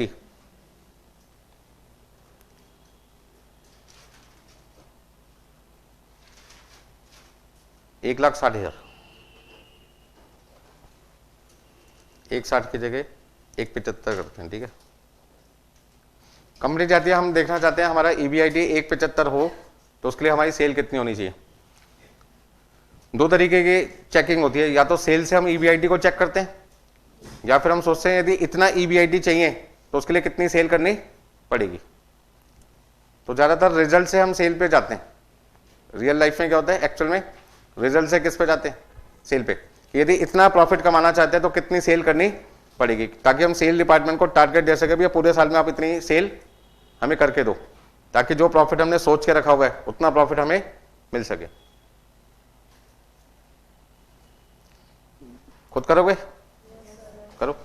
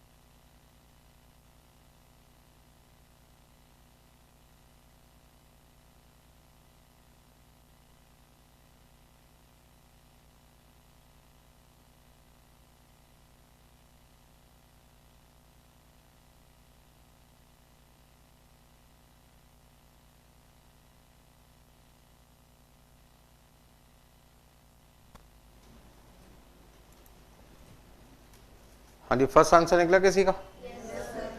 तो शुरू करें।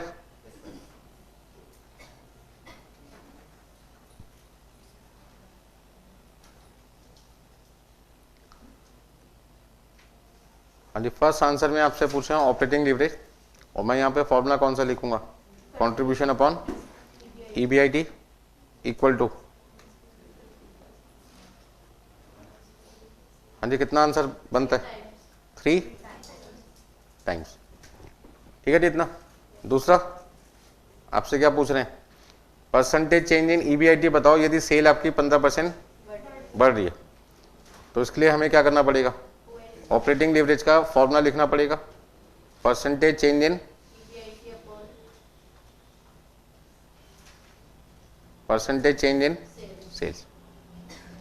अब आपने कहा सर ऑपरेटिंग लीवरेज तो 3 निकाला आपने, परसेंटेज चेंज इन हमें EBIT ढूंढना है, और परसेंटेज चेंज इन सेल्स कितने, 15%।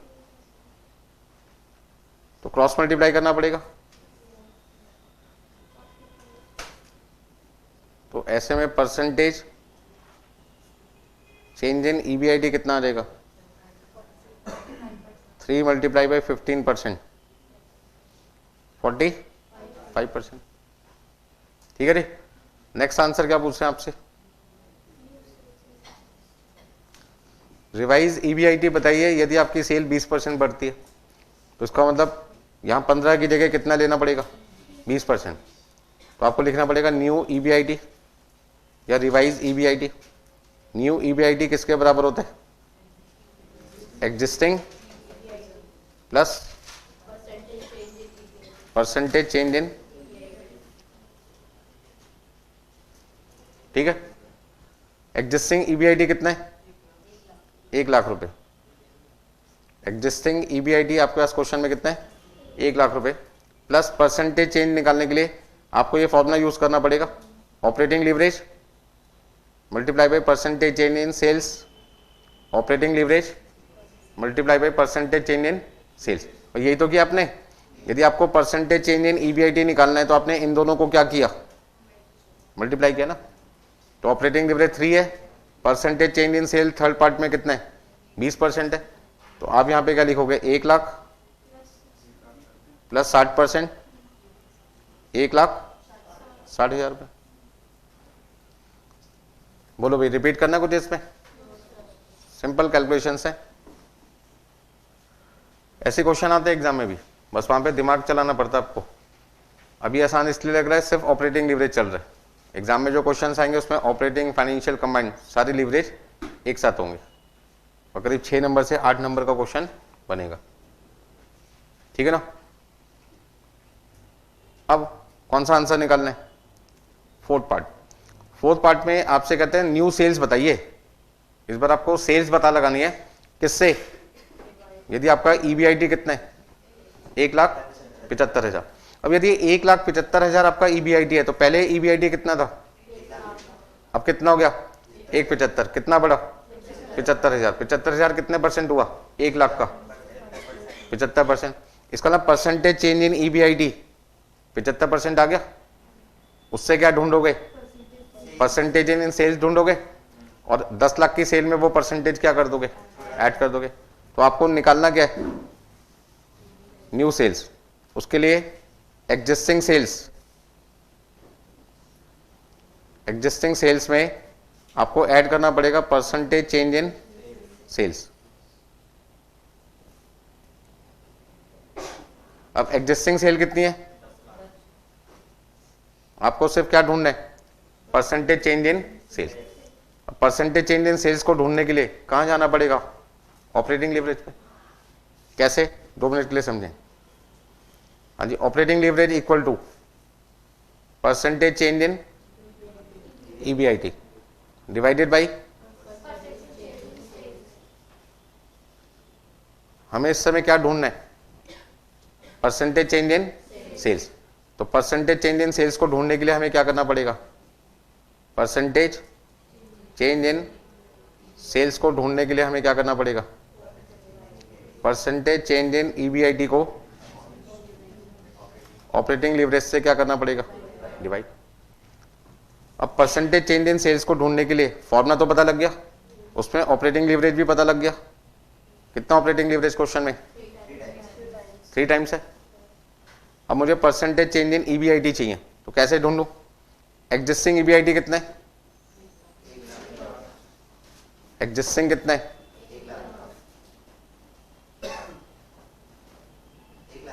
1 लाख और रिवाइज कितना है, रिवाइज कितना है 1,75,000। तो चेंज कितना है, चेंज का मतलब डेल्टा भी लिख सकते हैं हम। और परसेंटेज चेंज निकालना है तो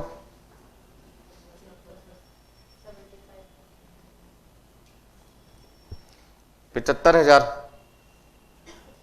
1 लाख का कितना परसेंट है भाई, हमेशा जो डिनोमिनेटर में आएगा वो तो ओरिजिनल वैल्यू आएगी ना। 1 लाख से 1,75 हो गई ना वैल्यू, 1 लाख से 1,75 हो गई, कितनी बड़ी 75,000, किससे 1 लाख से, मतलब कि 75%। 75% कैसे निकालेंगे, 75,000 divide by 1 lakh into multiply by 100 कर दो। अब ये परसेंटेज कितनी आ गई 75%, तो कितना लिखूं, इसका मतलब परसेंटेज चेंज इन सेल्स कितनी आ गई 25%। तो यदि मैं अपनी सेल को 25% बढ़ा दूं, यदि मैं अपनी सेल्स को 25% बढ़ा दूं तो मेरा जो ईबीआईटी है वो कितने परसेंट बढ़ेगा, 75% बढ़ेगा ना। ऑपरेटिंग लीवरेज कितना है 3 गुना है ना। तो यदि सेल 25% बढ़ेगी तो उसका 3 गुना प्रॉफिट बढ़ेगा परसेंटेज में। 75% हो गया ना, 25 का 3 गुना 75%, ठीक है ना। कब एकदम से लेवल हाई हो गया, समझ रहे हो ना। पहले 3 पॉइंट तो सिंपल थे, चौथे पॉइंट में उन्होंने क्या दे दिया, हमें 1,75,000 का ईबीआईटी चाहिए, बताइए उसके लिए हमारी नई सेल वैल्यू क्या होगी, ताकि हम अपने सेल डिपार्टमेंट को टारगेट दे सकें कि पूरे साल में आपको इतने रुपए की सेल करनी है। ऐसा करने से क्या होगा, जो टारगेट हमने बना रखा है प्रॉफिट कमाने का, वो टारगेट एट द एंड पूरा हो जाएगा। ठीक है ना। तो सपोज करते हैं आपने 2023 में एक प्लान कर रखा है कि 25 दिसंबर 2023 जब आएगा तो मुझे एक फोन खरीदना है 1000 रुपये वाला, 10,000 वाला, 1 लाख वाला, 10 लाख वाला, सबका अलग अलग बजट होगा। आपने बजट बना रखा है 1 लाख का फोन खरीदना है, तो सेविंग तो आज से ही करनी पड़ेगी ना। चाहिए कितने?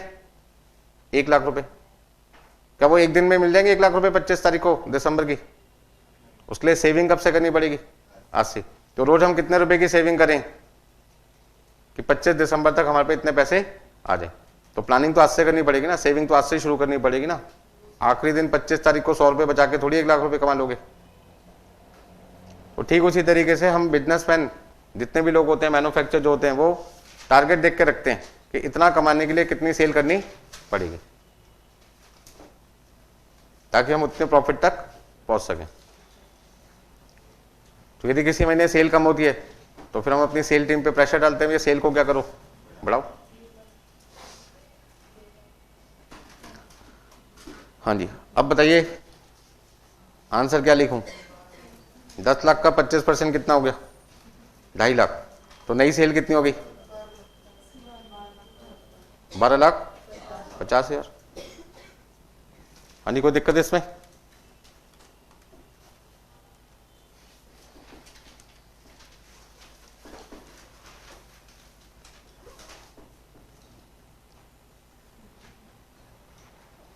दोबारा समझाऊं? अच्छा, अपना आंसर चेक कर लो। क्या 12,50,000 पे आपका EBIT 175 आएगा नहीं आएगा? 12,50,000 की सेल पे सबसे पहले क्वेश्चन को पढ़ते ही आपका पहला काम क्या? वेरिएबल कॉस्ट रेशियो ढूंढ लो। सबसे पहला काम क्या? वेरिएबल कॉस्ट रेशियो ढूंढ लो। तो 7 लाख 10 लाख का कितने परसेंट हुआ? 7 लाख 10 लाख का कितने परसेंट हुआ? 70%। तो वेरिएबल कॉस्ट रेशियो कितनी आ गई? 70%। अब आप यदि कहते हो सर मेरी सेल 12,50,000 है, मेरी सेल कितनी है? न्यू सेल्स कितनी है?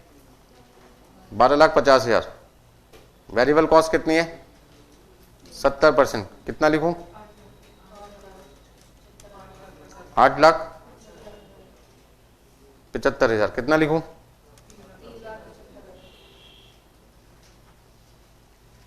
तो मेरा कंट्रीब्यूशन आ जाएगा। मेरी फिक्स कॉस्ट कितनी है? EBIT कितना आएगा न्यू? 1,75,000। यही सपना था ना अपना कि हमारा नया EBIT कितना हो? 1,75,000। तो उसके लिए सेल कितने रुपए की करनी पड़ेगी? 12,50,000 की। तो हमने सेल डिपार्टमेंट को टारगेट क्या दे दिया? पिछले साल तक सेल थी 10 लाख, इस साल कितनी करो?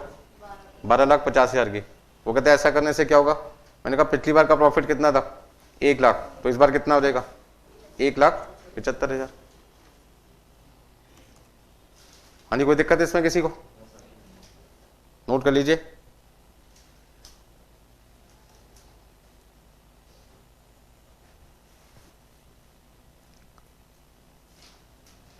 देखिए बहुत सारे बच्चे क्या होता है कि लिख के देखना ही नहीं चाहते, वो सोच से लिखेंगे गलती हो जाएगी, पेपर खराब होगा, टाइम खराब होगा। और जितनी देर नहीं लिख रहे टाइम तो तब भी खराब हो ही रहा है ना। तो बेटर ऑप्शन क्या? लिख के देख के टाइम खराब कर लो अपना, उससे क्वेश्चन क्या होगा? सॉल्व होगा। ठीक है ना। और पेन तो वैसे ही खराब हो गया यदि आपने उसे इस्तेमाल नहीं किया तो। पैसे तो आपकी जेब से जा चुके। किसी चीज को खरीदने में पैसे चले गए और आपने इस्तेमाल नहीं किया, वो तो वैसे ही खराब हो गया, लॉस हो गया। वो तो कम से कम यूज करके उसे एक्सपेंस तो बनाओ। भाई एक्सपेंस और लॉस में क्या फर्क होता है? यही फर्क होता है। पेन खरीदा, यूज नहीं किया, बर्बाद हो गया ना। पैसे दुकानदार वापस थोड़ी कर रहे कि जी मैंने पेपर में यूज ही नहीं किया, पेन वापस लो, पूरे पैसे वापस करो। वो कहता बिका हुआ सामान वापस नहीं होता, पैसे गए। अब आपने यदि उसे इस्तेमाल किया होता, क्वेश्चन सॉल्व होता, मार्क्स आते और आपकी प्रोफेशनल डिग्री पूरी हो जाती 2-3 साल में, तो अच्छी जॉब लगेगी नहीं लगेगी? तो आज से नियम बना लो भाई, कोई क्वेश्चन आए ना आए, ट्राई तो करके देखना जरूर है। 70-80% बच्चे वो होते हैं, हम क्यों करके देखें। इसलिए 70-80% रिजल्ट भी कम हो जाता है एग्जाम में। जब कोई करके नहीं देखेगा तो पास कैसे होगा? ठीक है ना। दिमाग चलेगा यदि आप लिख के देखेंगे जरूर, 100%। चलिए भाई नेक्स्ट देखते हैं हम। कितने एग्जाम्पल हो गए? 4 हो गए? 3 हुए। हाँ जी, क्वेश्चन में हमें दे रखी है क्वांटिटी सोल्ड, आपको दे रखी है 10,000 यूनिट। क्वांटिटी सोल्ड आपको कितनी दे रखी है? 10,000 unit. Selling price per unit आपको दे रखी है, वेरिएबल कॉस्ट पर यूनिट आपको दे रखी है, और साथ में दे रखी है फिक्स कॉस्ट रुपीज में। 100 रुपये, 70 रुपये, 2 लाख रुपये। पहला पॉइंट,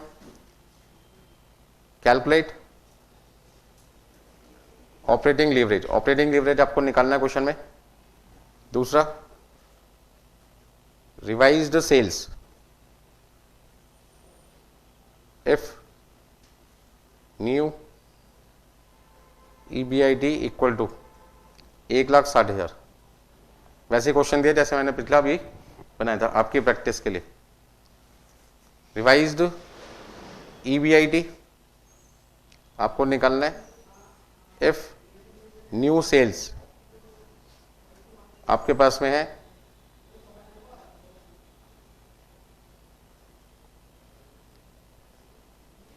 14 लाख रुपए।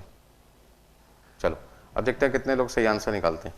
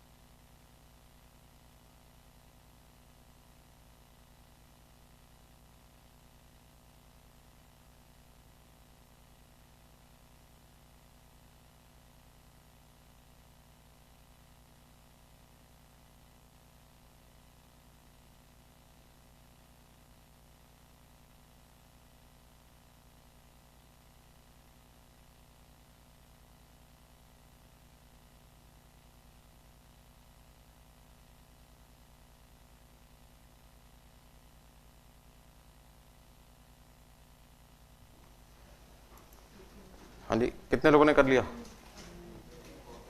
हाँ जी, फर्स्ट आंसर निकालने के लिए सबसे पहले क्या चाहिए आपको? Contribution and EBIT। तो उसके लिए सबसे पहले आपको क्या करना पड़ेगा? एक वर्किंग नोट बनाना पड़ेगा। किस नाम से? इनकम स्टेटमेंट के नाम से। तो इनकम स्टेटमेंट के नाम से जो वर्किंग नोट बनेगा उसमें सेल्स कितनी है? वेरिएबल कॉस्ट कितनी है, contribution, fix cost, EBIT।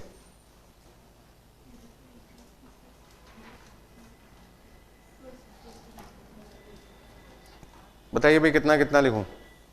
10,000 unit यदि मैं मार्केट में बेचूंगा 100 रुपये के हिसाब से, तो मेरी सेल कितनी आएगी, 10 लाख। यानी 10,000 यूनिट को बनाने में वेरिएबल कॉस्ट कितनी आएगी, 7 लाख। तो कंट्रीब्यूशन कितना रहेगा, 3 लाख रुपए।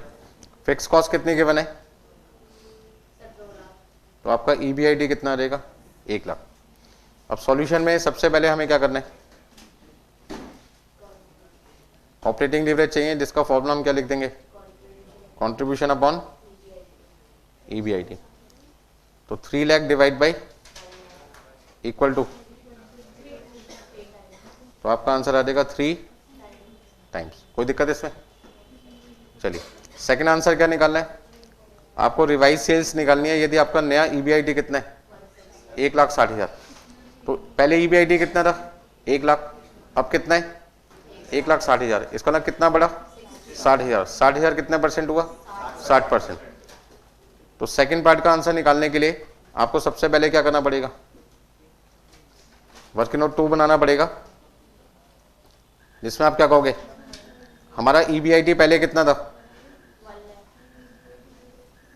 एग्जिस्टिंग EBIT था 1 लाख। हाँ जी, न्यू कितना है, 160। तो चेंज कितना है, 60,000।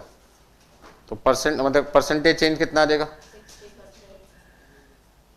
60,000 1 लाख का 60%। अब EBIT यदि मेरा 60% चेंज होता है तो मेरी सेल कितनी चेंज होगी। तो ऑपरेटिंग लीवरेज का फॉर्मूला क्या होता है, परसेंटेज चेंज इन अपॉन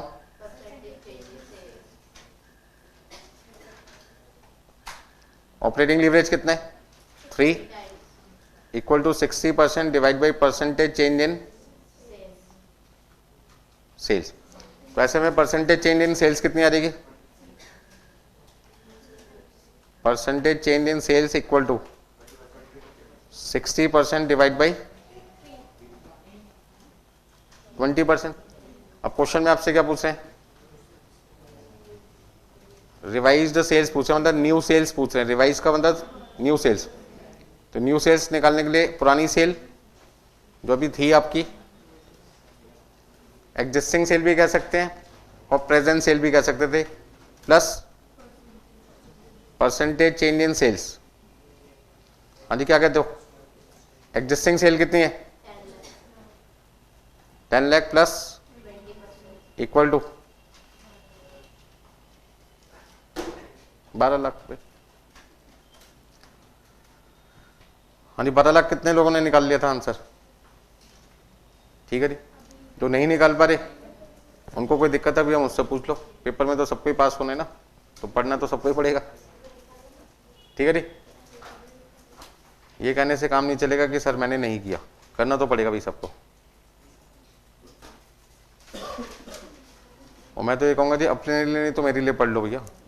मेरे लिए पढ़ोगे, आपके यार दोस्त पूछेंगे कहाँ पढ़े थे, मेरा नाम लोगे और बिजनेस पड़ेगा मेरा, ठीक है जी। लटक गए तो मेरा काम गड़बड़ हो जाएगा। कहाँ पढ़े थे, सुमित सर फेल हो गए, नहीं पढ़ना, ठीक है ना। तो भाई मेरा फ्यूचर किसके ऊपर है, आप पर डिपेंड करता है। भाई कस्टमर का सेटिस्फेक्शन ही तो हमारा सेटिस्फेक्शन है। हमारी सेल कब बढ़ेगी, जब स्टूडेंट की सेल मतलब स्टूडेंट का जो रिजल्ट है वो बढ़ेगा। और उसके लिए आपको भी मेहनत करनी पड़ेगी, हमें भी मेहनत करनी पड़ेगी। अब मान लो किसी कंपनी ने सामान बनाकर दे दिया, लेकिन आप लापरवाही से यूज़ करोगे तो सामान तो जल्दी खराब होगा ना। इसमें कंपनी क्या कर लेगी। नहीं, पहले दो आंसर आ गए, पहले दो में कोई दिक्कत।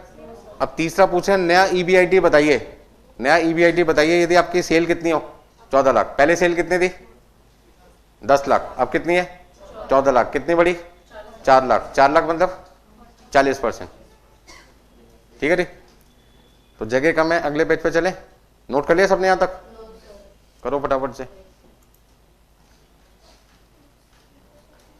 पहले आपकी सेल थी 10 लाख, अब होगी सेल 14 लाख। मन में भी कर सकते हो भैया, हर चीज लिख के दिखाने की जरूरत नहीं है। 10 लाख से 14 लाख हो गई, कितनी बड़ी? 4 लाख। 4 लाख 10 लाख का कितने परसेंट है? 40%। ऑपरेटिंग लीवरेज का ये वाला फॉर्मूला यूज करो, ठीक है ना। 40% इंटू 3 120%। तो आपका नया EBIT पुराने EBIT से 120% क्या हो जाएगा? ज्यादा हो जाएगा। तो पुराना EBIT कितना है? 1 लाख प्लस 120% 2,20,000 हो जाएगा। ये तो ओरली कर सकते हो, ठीक है ना भाई। ऑब्जेक्टिव आएंगे तो ऐसे कर लेना, और सब्जेक्टिव आएंगे तो भैया सबको लिख के दिखाना पड़ेगा। लिख लिया यहां तक सबने? चलिए नेक्स्ट देखो, तीसरा आंसर निकालने के लिए हमें क्या चाहिए? न्यू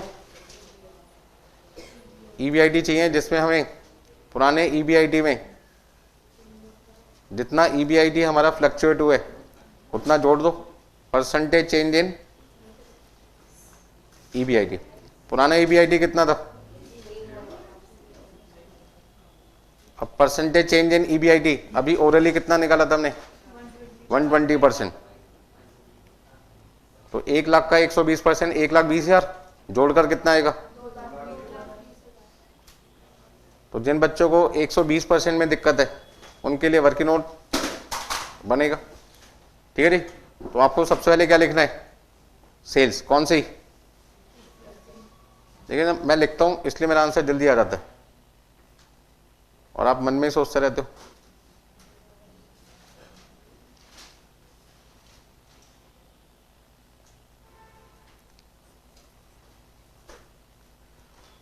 आपने कहा सर हमारी सेल पहले कितनी थी, अब हम कितनी चाहते हैं, कितनी बढ़ाना चाहते हैं? 4 लाख 10 लाख का कितना हुआ? 40%। पहली कैलकुलेशन तो ये होगी। फिर दूसरा, ऑपरेटिंग लीवरेज का फॉर्मूला यूज करो। ऑपरेटिंग लीवरेज का फॉर्मूला क्या? Percentage change in EBIT divided by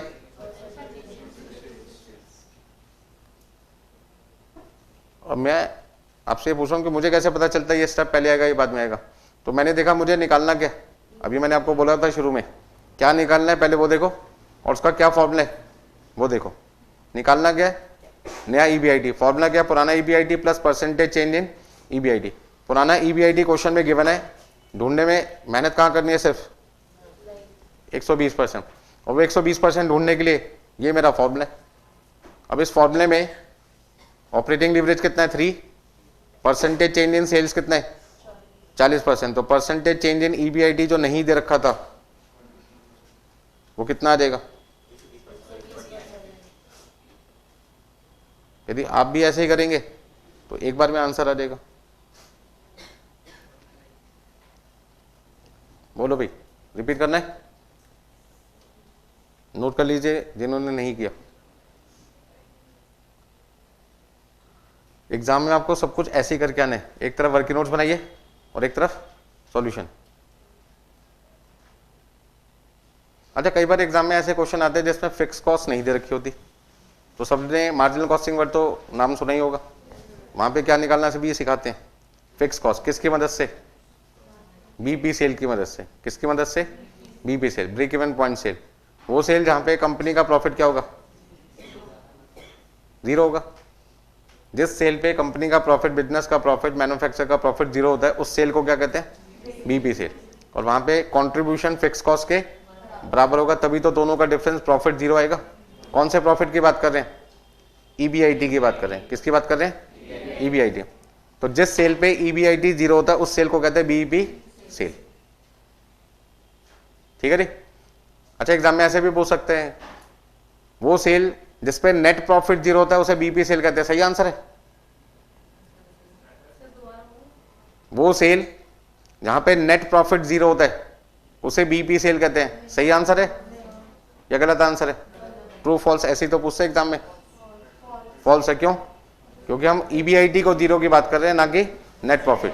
EBIT से नेट प्रॉफिट पे पहुंचने के लिए तो अभी उसमें से क्या माइनस करना है? इंटरेस्ट माइनस करना है, टैक्स माइनस करना है, तब जाके नेट प्रॉफिट आफ्टर टैक्स आएगा आपका। हम उसकी तो बात ही नहीं कर रहे, ठीक है ना। वो प्रॉफिट मतलब वो सेल जहां पे ग्रॉस प्रॉफिट 0 होता है वो सेल BP सेल होती है। सही है।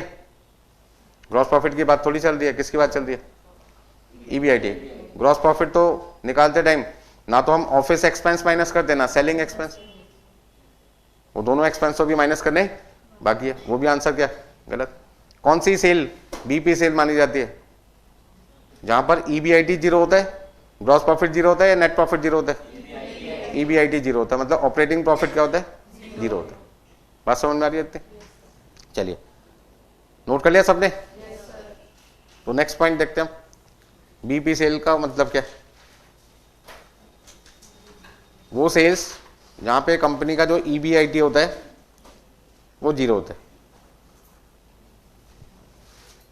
हाँ जी, sales which produce no profit no loss is known as BP sale. वो सेल जो जीरो प्रॉफिट प्रोड्यूस करता है उसे हम कहते हैं बीपी सेल।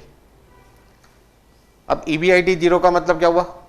ईबीआईटी जीरो का मतलब जो कंपनी ने कंट्रीब्यूशन कमाया था वो कंपनी के फिक्स कॉस्ट के बराबर है, क्योंकि ईबीआईटी कैसे निकालते हैं? Contribution minus fix cost. और यदि ईबीआईटी जीरो है तो कंट्रीब्यूशन और फिक्स कॉस्ट क्या हो गए? बराबर। अब कंट्रीब्यूशन निकालने के क्या क्या तरीके हैं अभी हम यहां पे देखते हैं। तो मेथड नंबर वन, यदि मुझे कंट्रीब्यूशन निकालना है तो मैं ऐसे भी तो कह सकता हूं, sales into PV ratio, sales into PV ratio. Contribution निकालने का एक फॉर्मूला क्या है? Sales into PV ratio, profit volume ratio equal to fix cost. भाई ये जो फॉर्मूला मैंने लिखा है सेल इंटू पीवी रेशो, वो तो किसके बदले में लिखा है? कंट्रीब्यूशन के बदले में लिखा है। बट राइट साइड पे तो क्या लिखा है? Fix cost. तो यदि मुझे क्वेश्चन में सेल्स निकालनी है तो मैं क्या लिखूंगा? Fix cost divided by PV ratio. ध्यान रखना ये जो सेल निकलती है इस सेल का नाम क्या होता है? BP sale. Method number two, यदि मैं क्वांटिटी सोल्ड को मल्टीप्लाई कर दूं कंट्रीब्यूशन पर यूनिट से, क्वांटिटी सोल्ड को मल्टीप्लाई कर दूं किससे? कंट्रीब्यूशन पर यूनिट से, तो भी तो क्या निकल के आता है? कंट्रीब्यूशन। और ये किसके इक्वल है? तो मुझे अलग से फिक्स कॉस्ट भी लिखनी पड़ेगी। यदि मैं क्वांटिटी सोल्ड निकालना चाहता हूं तो क्वांटिटी सोल्ड निकालने के लिए मुझे फिक्स कॉस्ट को कंट्रीब्यूशन पर यूनिट से, और कंट्रीब्यूशन पर यूनिट किसके बराबर होता है? कंट्रीब्यूशन पर यूनिट बराबर होता है selling price per unit minus variable cost per unit. इसका मतलब इस क्वांटिटी सोल्ड को क्या कहते हैं? BP quantity sold. BP quantity sold का मतलब इस क्वांटिटी के बेचने पर आपका जो कंट्रीब्यूशन आएगा वो आपके फिक्स कॉस्ट के बराबर होगा, और जब कंट्रीब्यूशन फिक्स कॉस्ट के बराबर होगा तो प्रॉफिट क्या होगा? जीरो होगा। तो क्वेश्चन ये बनता है ऐसी सेल निकालने का फायदा क्या है जिसपे हमें कुछ मिल ही नहीं रहा? ऐसी सेल जिसपे बिजनेस का प्रॉफिट जीरो है वो क्यों निकालना चाहते हैं? जीरो सेल पे हमें क्या फायदा, मतलब जीरो प्रॉफिट पे हमें क्या फायदा ऐसी सेल निकाल के? तो हम अपने टारगेट देते हैं सेल डिपार्टमेंट को, कम से कम कितनी सेल करो? इतनी सेल तो जरूर करो। लॉस हो रहा है, सर्वाइव करना मुश्किल हो जाएगा। नो लॉस नो प्रॉफिट है, जितना लगाया उतना वापस मिल गया तो कोई दिक्कत नहीं है ना। आज मेरी जेब में 100 रुपए थे, वापस शाम को 100 रुपये आ गए, टाइम पास हो गया, बट 100 के 100 तो है ही। मान के चलो बिजनेस आपने आज शुरू किया ही नहीं, कब से कर रहे हो? कल से। बस जितना पैसा आज आपकी जेब में है शाम तक उतना पैसा वापस आ गया, नो लॉस नो प्रॉफिट। तो जिंदगी को एक दिन और दिया जा सकता है, फिर से अगले दिन कितने रुपए होंगे? 100 रुपये। लेकिन आज 100 रुपये लगाए और शाम तक वो 70 रुपये रह गए, 30 रुपये का घाटा हो गया, तो आपको क्या लगेगा? यार कल फिर 70 रुपये लगाऊंगा, पता रहेगा 40 लगाऊंगा, पता रहेगा 10, और 10 के बाद 0। तो ऐसे बिजनेस में कोई फायदा नहीं है।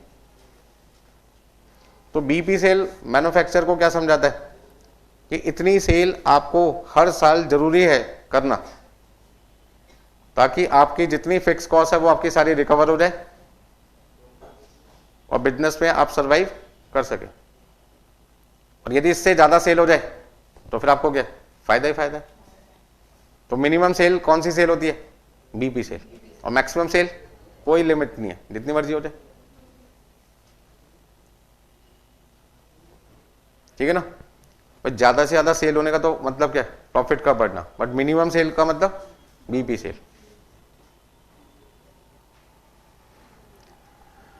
तो बीबी सेल निकालने के लिए मेरे पास में दो ऑप्शन आ गए।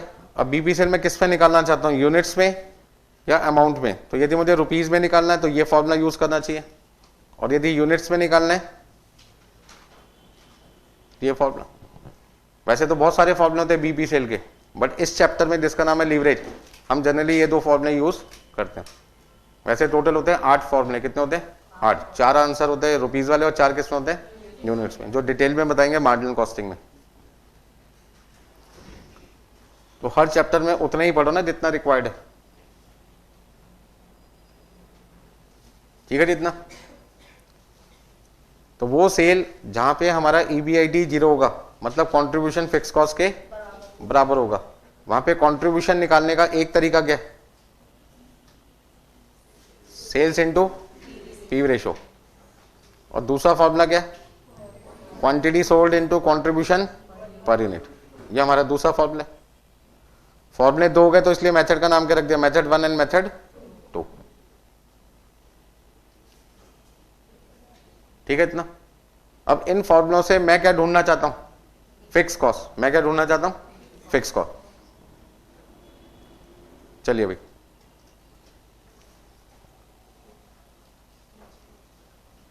Example number 5। यानी 5th एग्जाम्पल में हम क्या करना चाहते हैं? सबसे पहले लिखते हैं आपके लिए सेलिंग प्राइस पर यूनिट, जो मैंने लिखा 20 रुपए। फिर लिखा वेरिएबल कॉस्ट पर यूनिट, जो मैंने लिखा 10 रुपए। फिर मैंने लिखा बीईपी सेल,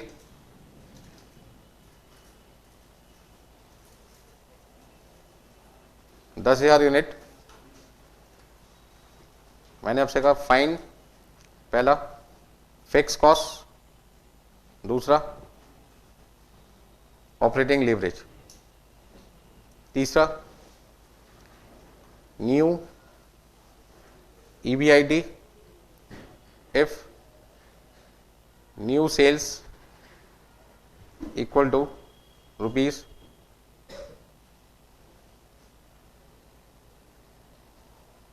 30 लाख।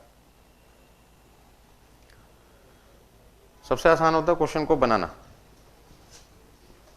में बड़ा मजा आता है मुझे, ठीक है ना। सेलिंग प्राइस पर यूनिट कितना है? 20 रुपए। वेरिएबल कॉस्ट कितना है? 10 रुपए। बीपी सेल कितना है? 10,000 यूनिट। फिक्स कॉस्ट आपको ढूंढना है। तो मैंने जानबूझ के बीपी सेल वर्ड यूज किया आपके लिए, क्योंकि बीपी सेल में कहीं ना कहीं कौन सा नाम यूज होता है? Fix cost. अब आपके सामने बीपी सेल किस में? यूनिट्स में या रुपीज में? यूनिट्स में। तो कौन सा फॉर्मूला यूज करना चाहिए आपको? 1 एंड 2 यूज करना चाहिए। तो सॉल्यूशन में सबसे पहले क्या करूं? सॉल्यूशन में सबसे पहले मुझे क्या लिखना चाहिए? फर्स्ट पार्ट में बीपी सेल यूनिट्स का जो फॉर्मूला वो लिखना चाहिए, जो मैंने लिखवाया था आपको। Fix cost in rupees divided by selling price per unit minus variable cost per unit. तो आपने कहा सर बीपी सेल हमारे पास कितनी यूनिट है? 10,000। फिक्स कॉस्ट तो नहीं पता, सेलिंग प्राइस कितनी है? 20 रुपए। वेरिएबल कॉस्ट कितनी है? 10। तो ऐसे में फिक्स कॉस्ट जो आपको नहीं पता, यानी 10,000 इंटू 10 कितना लिख दूं? 1 लाख। अच्छा यहाँ पे 30 लाख तो बहुत ज्यादा हो गया, थोड़ा सा कम कर देता हूं, ठीक है ना। 3 लाख कर लो।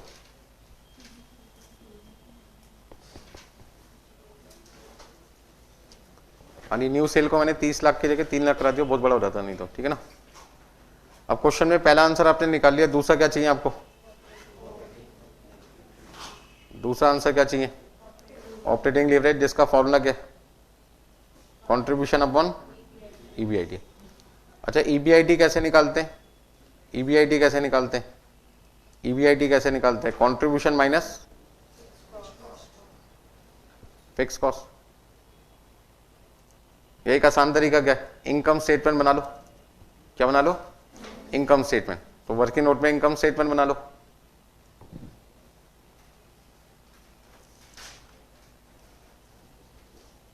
यदि मैं इनकम स्टेटमेंट बनाऊंगा तो मुझे क्वेश्चन में एक चीज और चाहिए। कौन सी सेल? लिखो एक्चुअल सेल 14,000 यूनिट।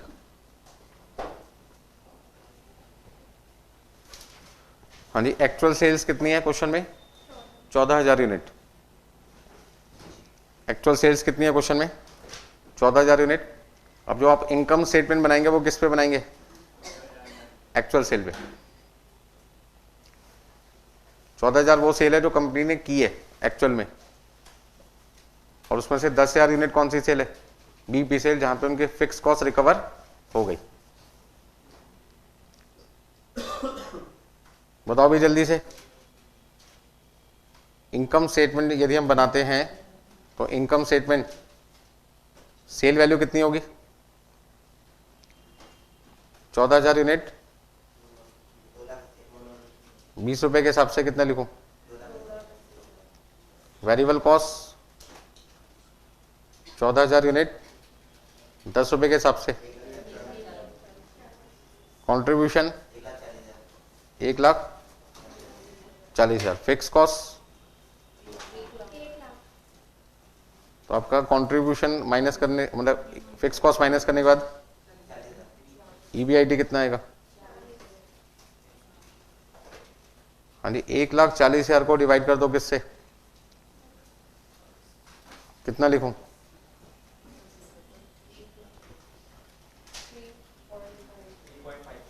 3.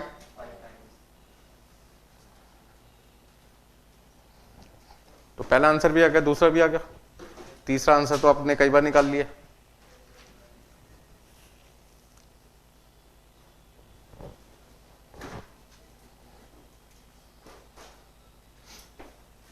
हाँ जी, कीजिए फटाफट से।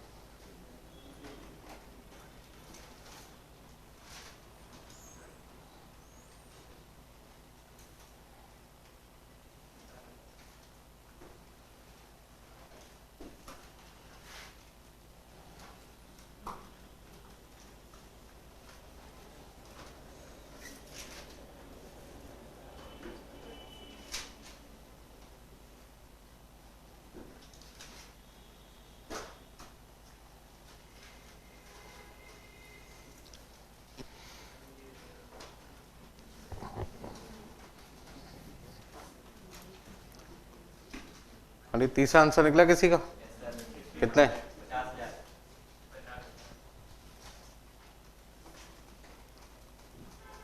यदि आपकी सेल 3 लाख रुपए हो जाए तो आपका नया ईबीआईटी कितना होगा?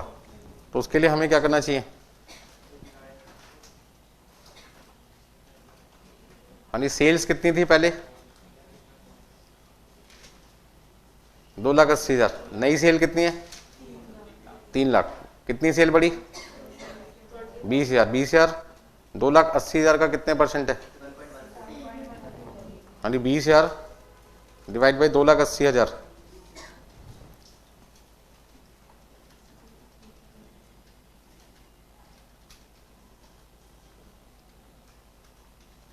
कितना लिख रहे हैं? 7.142857। ठीक है जी, बहुत आ गया था, मैंने इतना लिख दिया। ठीक है जी। अब क्वेश्चन में सेल मेरी इतनी बढ़ रही है, फिर नेक्स्ट आपके पास स्टेप क्या होता है? ऑपरेटिंग लीवरेज का, जिसमें हम क्या लिखते हैं? Percentage change in EBIT upon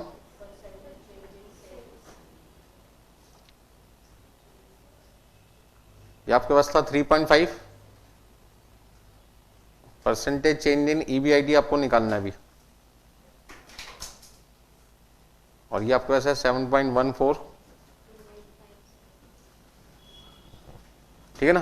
ज़्यादा लिखने से फायदा होता है कि मोर एक्यूरेट आंसर मिल जाता है। अब क्रॉस मल्टीप्लाई करें तो परसेंटेज चेंज इन EBIT कितना लिखेंगे, 3.5 इंटू 7.142857 परसेंटेज। इसको 3.5 से मल्टीप्लाई किया कितना लिखेंगे, 24.999999 आ रहा था, तो मैंने कहा राउंड ऑफ करके कितना लिख दो, 25%। अब ऐसे में न्यू EBIT बराबर होगा किसके, पुराना EBIT plus percentage change in EBIT। तो आपने कहा सर हमारा पुराना EBIT कितना है क्वेश्चन में, 40,000, और उसका 25% 10,000 होता है। 40,000 का 25% 10,000, तो नया EBIT कितना हो जाएगा,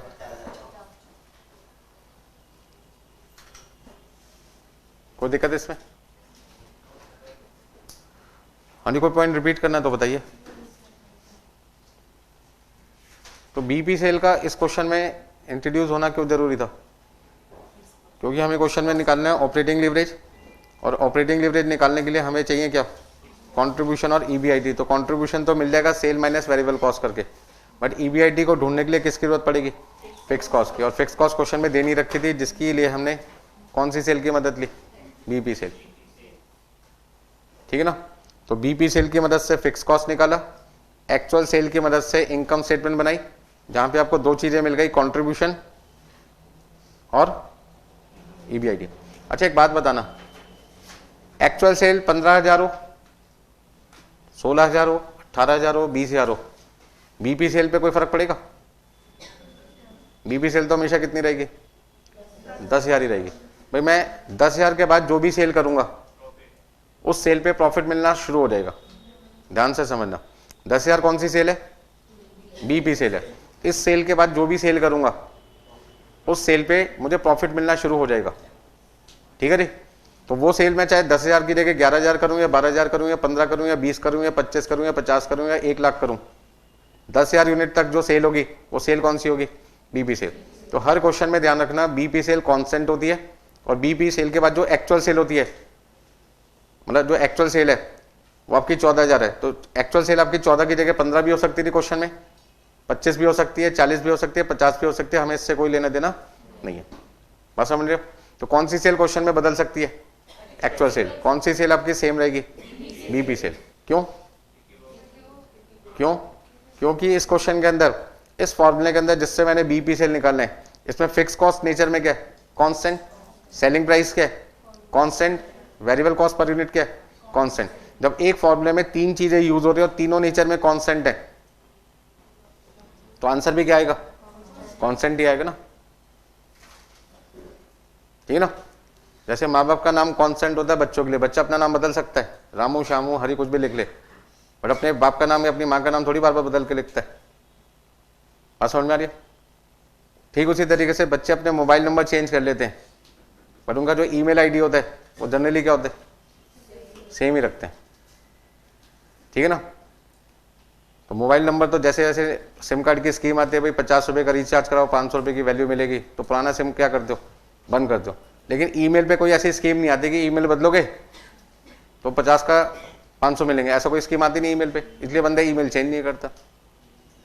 तो लोगों की पहचान किससे होती है, मोबाइल नंबर से या ईमेल से, ईमेल। तो सबसे पहले हर बंदे का क्या मांगते हैं, अपनी ईमेल आईडी बताइए, क्योंकि वो कांस्टेंट रहता है, जल्दी से चेंज नहीं होता, ठीक है ना। तो उसी तरीके से बीपी सेल को निकालने के जो तीन चीजें हैं, fix cost, selling price, variable cost, ये नेचर में कांस्टेंट होती है, जिसकी वजह से एक्चुअल सेल चाहे 14,000 हो या 12,000 हो या 15 हो या 20 हो, बीपी सेल पे कोई फर्क नहीं पड़ना। तो आज की क्लास में अभी तक मैंने सिर्फ क्या बताया आपको, ऑपरेटिंग लीवरेज, और उसमें उसका भी डेरिवेशन नहीं सीखा है। तो नेक्स्ट क्लास में क्या करेंगे, सबसे पहले डेरिवेशन सीखेंगे, फाइनेंशियल लीवरेज और कंबाइंड लीवरेज, सारे लीवरेज एक साथ करवाएंगे। तो आज के लिए इतना ही करते हैं। हाँ जी बिल्कुल दिखाते हैं, ये सारे पॉइंट समझ में आ गए आपको। तो कितने तरीके का सेल का इम्पैक्ट प्रॉफिट पे देखना है, तो प्रॉफिट को दो पार्ट में डिवाइड कर रखा है, ऑपरेटिंग प्रॉफिट और दूसरा profit for equity share holder. तो EBIT का दूसरा नाम क्या होता है? Operating profit. और अर्निंग पर शेयर किसका प्रॉफिट होता है? इक्विटी शेयर होल्डर का। बस आपको इस चैप्टर के अंदर ये ध्यान रखना है कि आपको अपनी लाइफ में क्या चाहिए, ज्यादा मेहनत कम रिजल्ट या कम मेहनत ज्यादा रिजल्ट। तो जो लोग कम मेहनत करके ज्यादा रिजल्ट चाहते हैं उनके लिए टेक्निक का नाम है लीवरेज टेक्निक। कौन सी टेक्निक? लीवरेज। मेहनत तो सारी करते हैं, कम करके ज्यादा कमाओ ना। हाँ, कौन सा आंसर देखना चाहते हो आप? लो जी, थर्ड आंसर देख लो, यही है थर्ड। तो आज के लिए इतना ही करते हैं।